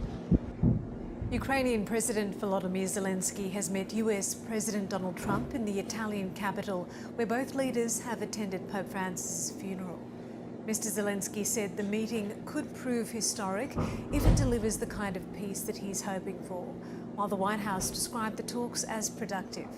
The talks come 2 months after the leaders clashed in an infamous stoush at the Oval Office. Earlier, Mr. Trump, who has been pressing both Russia and Ukraine to agree to a ceasefire, said there'd been productive talks between his envoy Steve Witkoff and Russian President Vladimir Putin. He called for a high-level meeting between Kyiv and Moscow to close a deal. On the outskirts of Moscow, early morning peace is shattered. A Russian general killed by a car bomb. It's the second similar attack in recent months, and the Kremlin is again blaming Ukraine. How are you, Mr. President? Hours later, further attempts to secure a ceasefire. US envoy Steve Witkoff sits down with President Putin for the 4th time since February. The US is putting a time limit on brokering a peace deal. I think Russia and Ukraine, I think they're coming along, we hope. Very fragile. President Trump stating Kyiv must concede territory as part of any agreement. Russia illegally annexed Crimea in 2014. It's still recognised by the Western world as being part of Ukraine. Volodymyr Zelensky says a ceasefire should come first. Temporarily occupied territories are just temporarily occupied, but they still belong to Ukraine. To give up the territory, it's not fair, but for the peace, temporary peace, maybe can be a solution. In Kyiv, dozens gathered to mourn the 12 lives lost in Russia's latest attack. 12 people are confirmed dead. We did not find any more bodies under the rubble. As the ceasefire talks drag on, the death toll continues to climb. Elias Kluwer, ABC News. Virginia Giuffre, who accused Prince Andrew and Jeffrey Epstein of sexual abuse, has died at the age of 41. Ms. Giuffre's family released a statement confirming her death at her property in rural Western Australia, where she'd lived for several years. Described as a fierce warrior in the fight against sexual abuse, Virginia Giuffre was one of the most vocal accusers of the late financier Jeffrey Epstein and the Duke of York, Prince Andrew. I was recruited at a very young age from Mar-a-Lago and entrapped in a world that I didn't understand, and I've been fighting that very world to this day, and I won't stop fighting. I will never be silenced until these people are brought to justice. Her family confirming the 41-year-old died by suicide on Friday night at her property 80 kilometres north of Perth in the Shire of Gingin. In a statement, they said she'll be remembered for her courage and loving spirit, but in the end, the heavy toll of the alleged abuse became unbearable. Ms. Giuffre alleged she was trafficked for sex to the Duke of York by Epstein on several occasions when she was a teenager in the early 2000s. A settlement was reached in 2022 in a civil case brought by Ms. Giuffre against Prince Andrew, which saw him stripped of his honorary titles. The Duke has repeatedly denied the allegations. WA police say her death is being investigated by major crime detectives, but is not being treated as suspicious at this stage.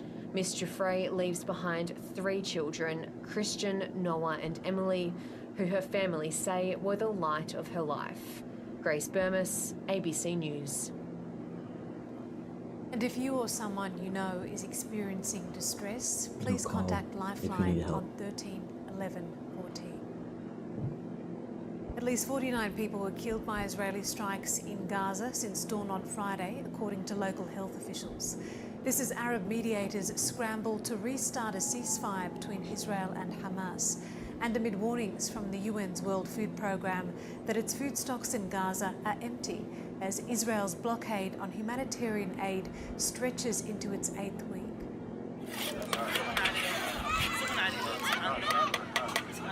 Israel's cut off aid last month and resumed its war on Gaza. It claims to force Hamas to release the remaining hostages.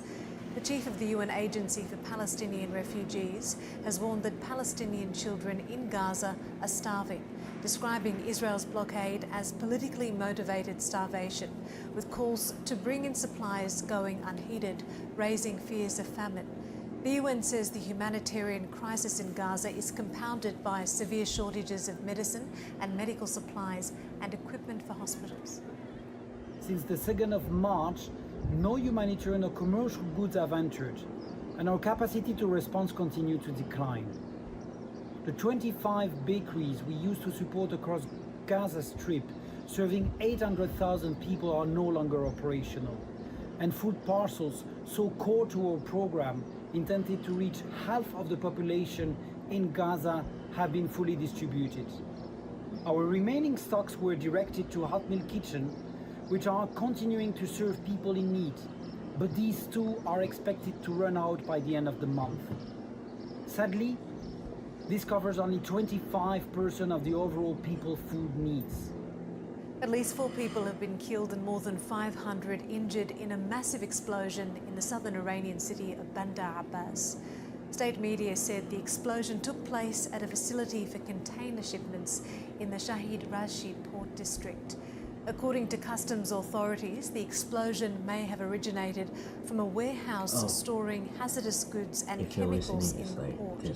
The explosion occurred as Iran and the US met for a third round of nuclear talks in Oman on Saturday, aiming to achieve a deal on Iran's nuclear program.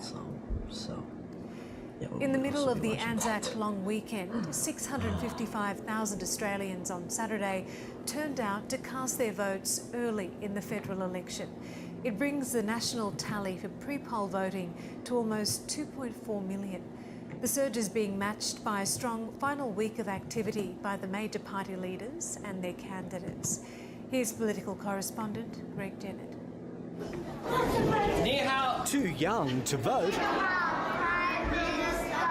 but old enough to school the Prime Minister. Can you say nice to meet you in Chinese? Money talked when Anthony Albanese went to Labor's richly diverse Chisholm electorate with $25 million for 600 community language schools. Because we need more languages with the communities. In Kansas' Mount Peter corridor, is this the last stage? The opposition's downhill run to polling day gathered pace. Support to those blocks of land being developed more quickly. With $34 million on offer to fast-track housing. We're the only party with a plan. Peter Dutton reckons there's still smoke, if not fire, surrounding Labor's intentions on investment property tax breaks. We can't afford to see negative gearing abolition. Even as the government edges closer to ruling out any future move on negative gearing or capital gains tax. The proof is we haven't made any changes. And do you rule out future changes, Prime Minister? Well, I've done that multiple times. Democracy's sausages aren't waiting for the 3rd of May, and nor are the leaders. 7 sleeps to go. So don't leave anything in the tank. Anthony Albanese covered 3 states in one day, sensing the end of the trail approaches. It is destination chaos and destination shambles and destination cuts from Peter Dutton. The violence has escalated. The opposition leader maintained a similar pace. He was in 2 states and the NT, promising to press into Labor's suburban heartland in the days ahead. I think this election's going to be decided this week. It will be. Voters are throwing their time and patience at this poll as never before. Urgency, pace and repetition become the driving force in campaigning from here, but the audience left to persuade is rapidly shrinking. That's because the number of voters casting early ballots is tracking towards a record level, and by the time we get to next Saturday, more than half are likely to have already put their ballot in the box. At Old Parliament House, just over 1,800 voters and many more around the country are probably making history. On a long weekend, long lines were the price to pay for having their say. Greg Jennett, ABC News, Canberra. A miniature dachshund which survived almost 18 months in the South Australian wilderness has been captured. Valerie became a social media sensation often evading rescue attempts until she finally took the bait. After 529 days in the wilderness, a camera captures the moment a much-loved pup is finally captured. Valerie has been secured. She is safe and sound. Miniature dachshund Valerie vanished on Kangaroo Island in November 2023 while holidaying with her owners. Recent sightings of Valerie renewed hope, and now she can finally be brought home. That's why this is such an amazing story. She's just incredible. When you see her, you think, how did you survive that long where you were? The weeks-long mission to capture Valerie saw extensive dedication by a team of volunteers. We're very, very proud of the team. The things that we did, they paid off in the end, and I think we've ended up with a dog that's going to recover much better. For now, the transition to get Valerie back home begins. We want to return her to her beautiful owners the best way possible and not cause her any more trauma or stress, because undoubtedly out there in 16 months or whatever, she would have gone through a lot. Valerie's owner also posting to social media expressing her joy. For anyone who's ever lost a pet, your feelings are valid and never give up hope. Sometimes good things happen to good people. Incredibly grateful for Kangala Wildlife Rescue, the Kangaroo Island community, our friends, family and everyone who has contributed their support to rescue Val. A happy ending to an amazing story of survival. Eva Blandis, ABC News. A quick look at the national weather for Sunday now. Brisbane will be partly cloudy, Sydney showers, Canberra a chance of rain, Melbourne a possible morning shower, Hobart a late shower or two, Adelaide will be cloudy, Perth and Darwin both partly cloudy. And that's ABC News for now. I'm Mariam Saab. Thank you for your company.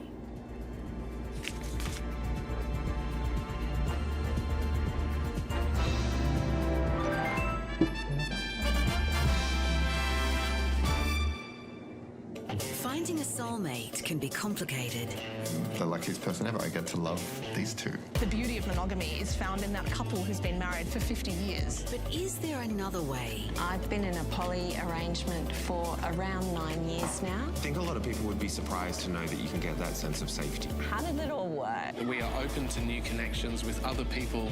Beyond Monogamy on Compass. Tomorrow 6:30 on ABC TV and ABC iView.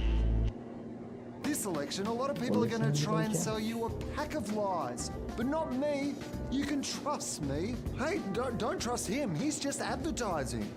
So are you. So are you. This election, everyone is trying to sell you something. So when you can't trust anyone, trust Gruen to get to the bottom of it. Oi!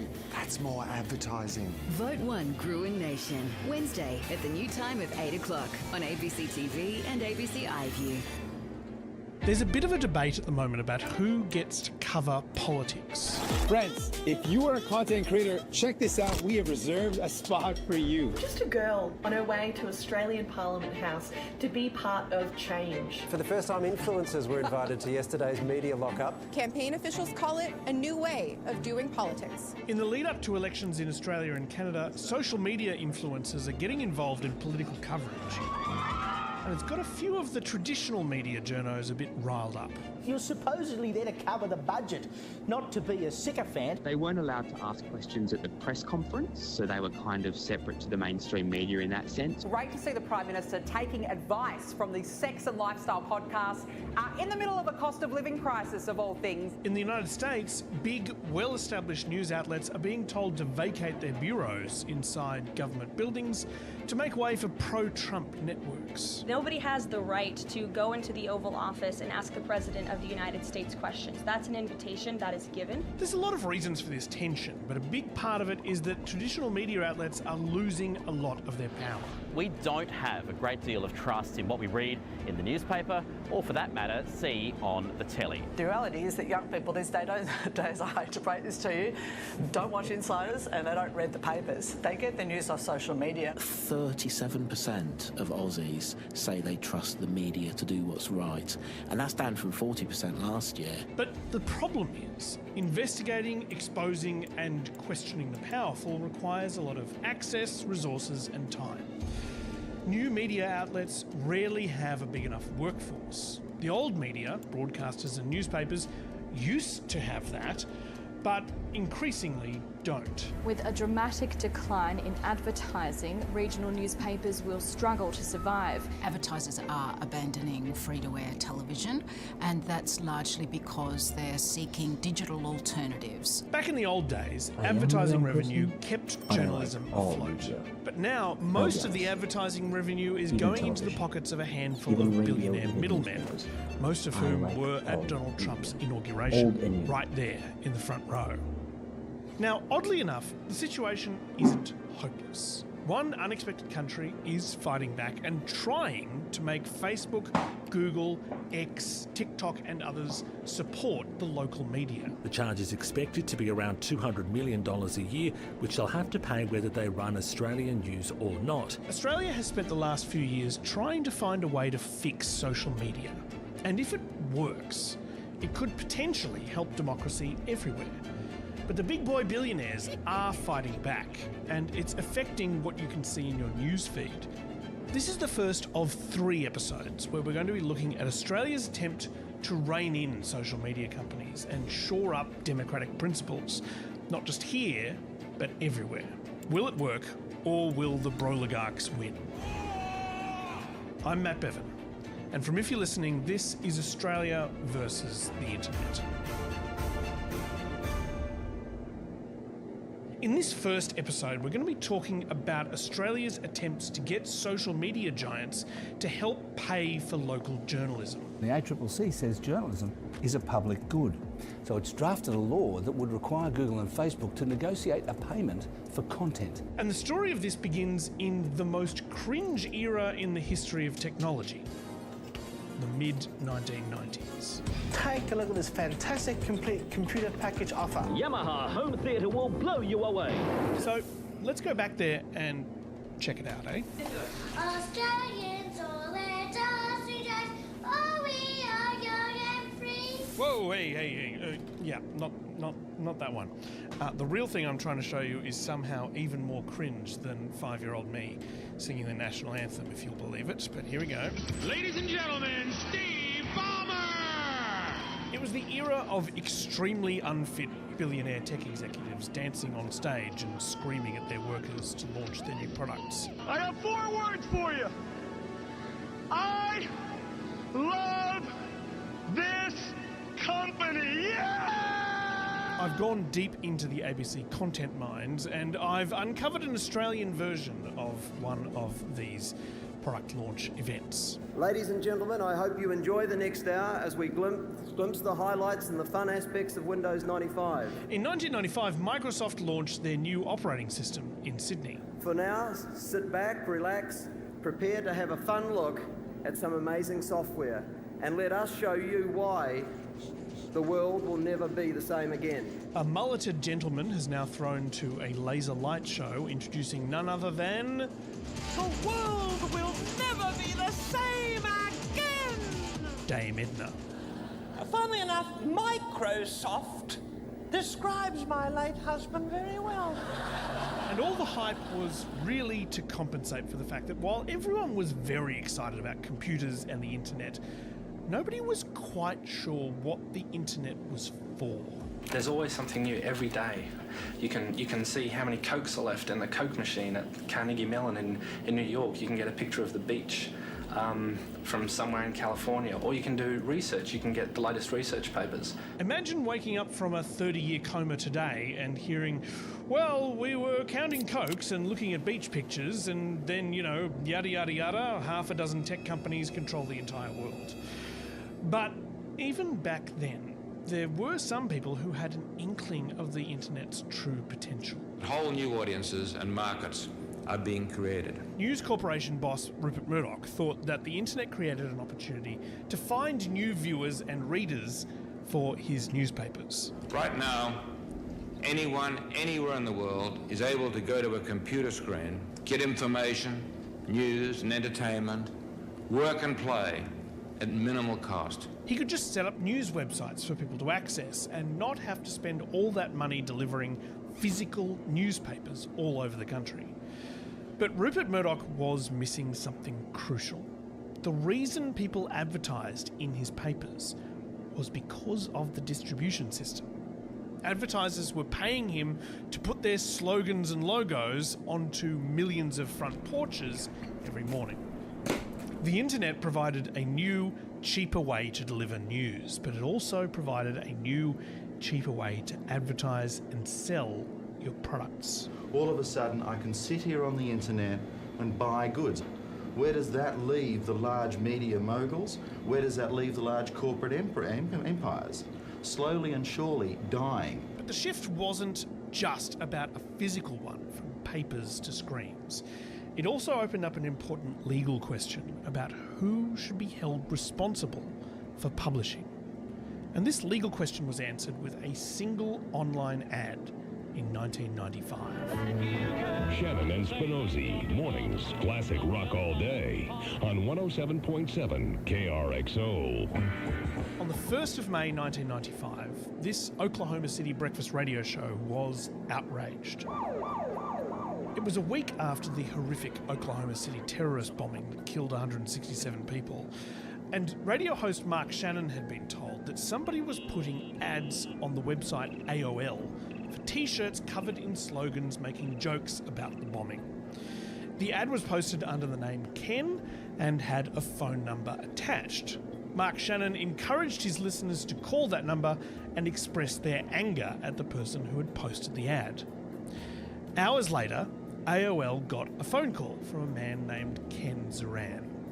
He was the owner of a small real estate magazine in Seattle, and he was wondering why he was suddenly getting an enormous number of angry phone calls. And basically I told him, my phone's ringing off the hook and I can't get anything done, and it's all these people upset about something that they saw on AOL. Ken Zoran later did an interview on NPR, and he said the callers were furious. How could you do this? What a loser you are. Eventually, AOL took down the ads, but the company didn't do anything to correct the record or prevent new copycat ads from popping up.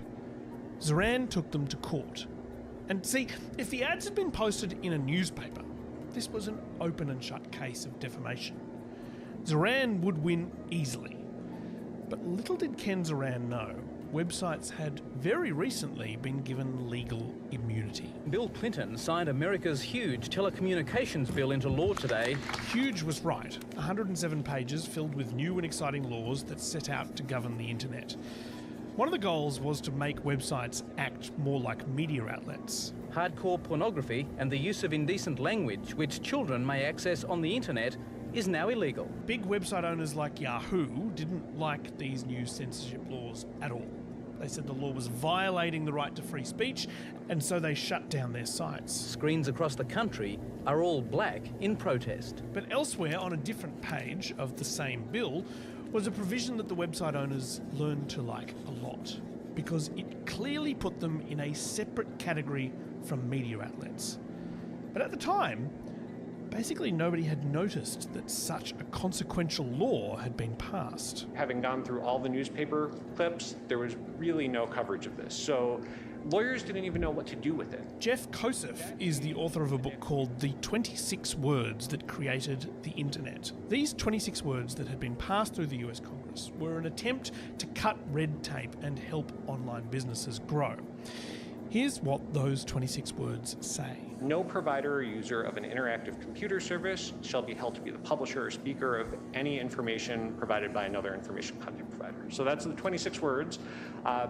If you don't know what that means, that's okay, because nobody then knew what it meant. It was these 26 words, which came to be known as Section 230, that would decide Ken Zoran's case. The implication of the law was that while AOL did have the right to delete stuff that was posted on their sites, they were not responsible for it. They aren't publishers like newspapers are. So the troll who posted the ads for those t-shirts could be sued, if Ken could ever find them, but AOL was free and clear. This is the basis of the modern internet. It's this law, and others like it in other countries, that enables Facebook, Twitter, Instagram, TikTok, YouTube and others to have open comment sections without any fear of being sued into oblivion by someone like Ken Zoran. Dame Edna's prophecy had come true. The world will never be the same again!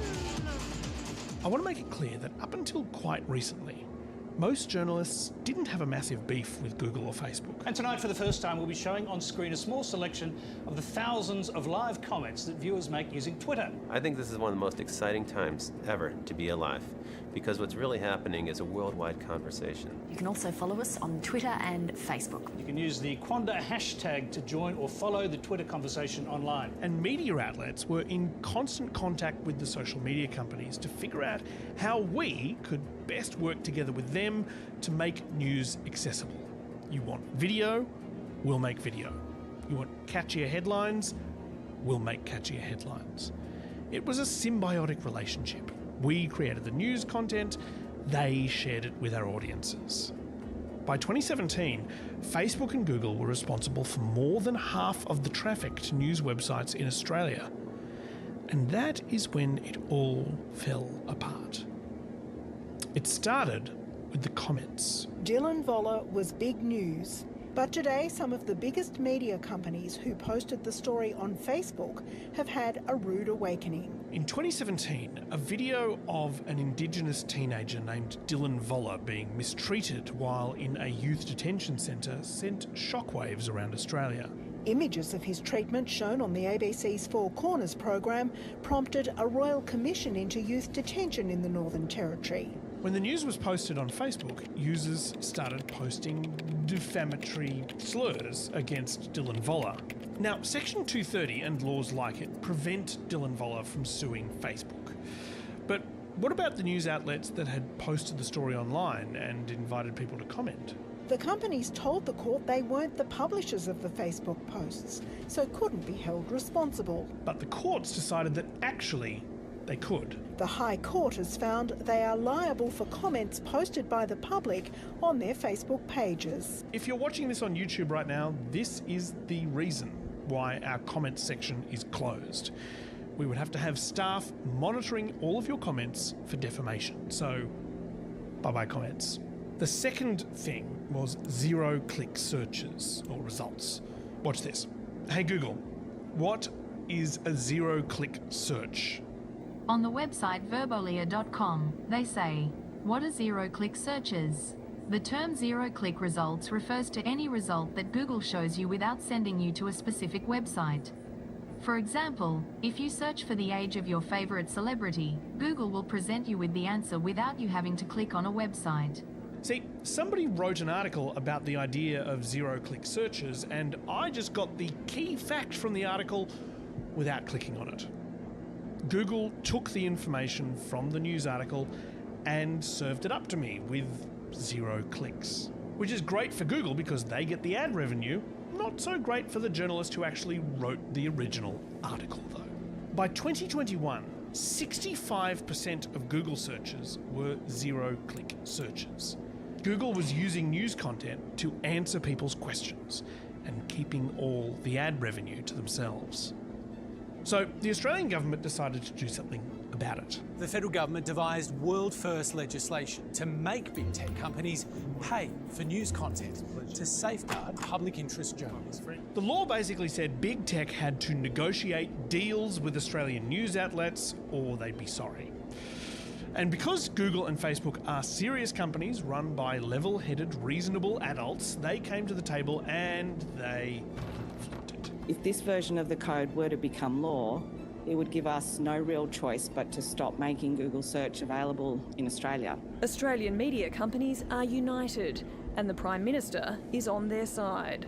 We don't respond to threats. Was this an overreaction from them? Maybe. But the concern was that this would set a precedent. For Google and Facebook, it's a challenge to their global dominance, given other countries could adopt Australia's rules. It turns out that the threat wasn't idle. This morning, Facebook closed down links to Australian news pages, including the ABC, Nine Media and News Corporation.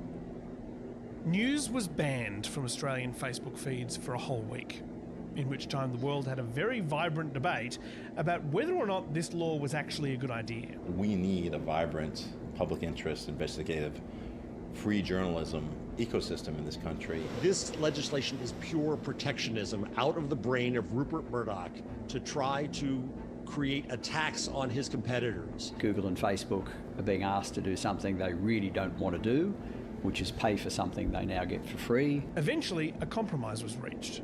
Google and Facebook struck 3-year deals with Australian media outlets, injecting more than $200 million into the sector. It was great because it meant that new journalists could be employed and existing journalists had some job security. New ABC podcast has since found... That is what happened to me. That money kept me in a job through 2022, as my position was funded by what everyone at the ABC called the Google money. Everyone seemed to have accepted the new system. But then, another government tried to follow the Australian precedent. We recently passed legislation that says, Facebook, if you're going to be sharing news or work done by Canadian journalists or local news, you have to make sure they're compensated for it fairly. That's former Canadian Prime Minister Justin Trudeau copying Australia's homework. But this time around, Facebook in particular was not having it at all. Facebook is blocking news from its sites. This was 2 years ago. There has been no news in Canadian Facebook and Instagram feeds ever since. By 2024, the deals struck in Australia were due for renewal. Google signed on, but... Facebook, or Meta as it's now known, has chosen to walk away. No deal. Not here or anywhere. Facebook decided it was no longer interested in putting news in your so-called newsfeed. The number of people using Facebook News in Australia and the US has dropped by over 80% last year. Facebook has clearly decided it no longer wants to be in the news business. It's just too expensive. Meanwhile, X, the dearly departed Twitter, has basically done the same thing, deprioritising news links. And this is really quite bad. Largely because Australia and Canada both have upcoming federal elections in this brave new newsless world. Thank you very much. And we've never seen elections like it. The only political content in Facebook feeds is political advertising and politicians talking to influencers. There is very little traditional news. Meanwhile, the Australian government is trying to find another way to make Facebook pay for journalism anyway, with some kind of a tax. Guess what? US tech companies are urging the Trump administration to target Australia. As Donald Trump announced tariffs on Australia, the Broligarchs, who were sitting in the front row of his inauguration, brought these annoying little laws to his attention. What they are asking is for them to pressure the Australian government to change these regulations. Cool. I think that the chances of broad multinational regulation of big tech companies is pretty unlikely in the short term. Donald Trump is unlikely to back it. And to be honest, even the Democrats might have taken the tech giant's side.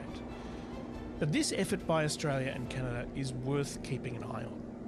A strong argument can be made that in the coming 4 years at least, having a well-funded media is going to be pretty important. After 14 years, Vera's hanging up her hat. I said I think we're done. For now, pet. So, how's this for a scenario? Alright, thank you so much for watching.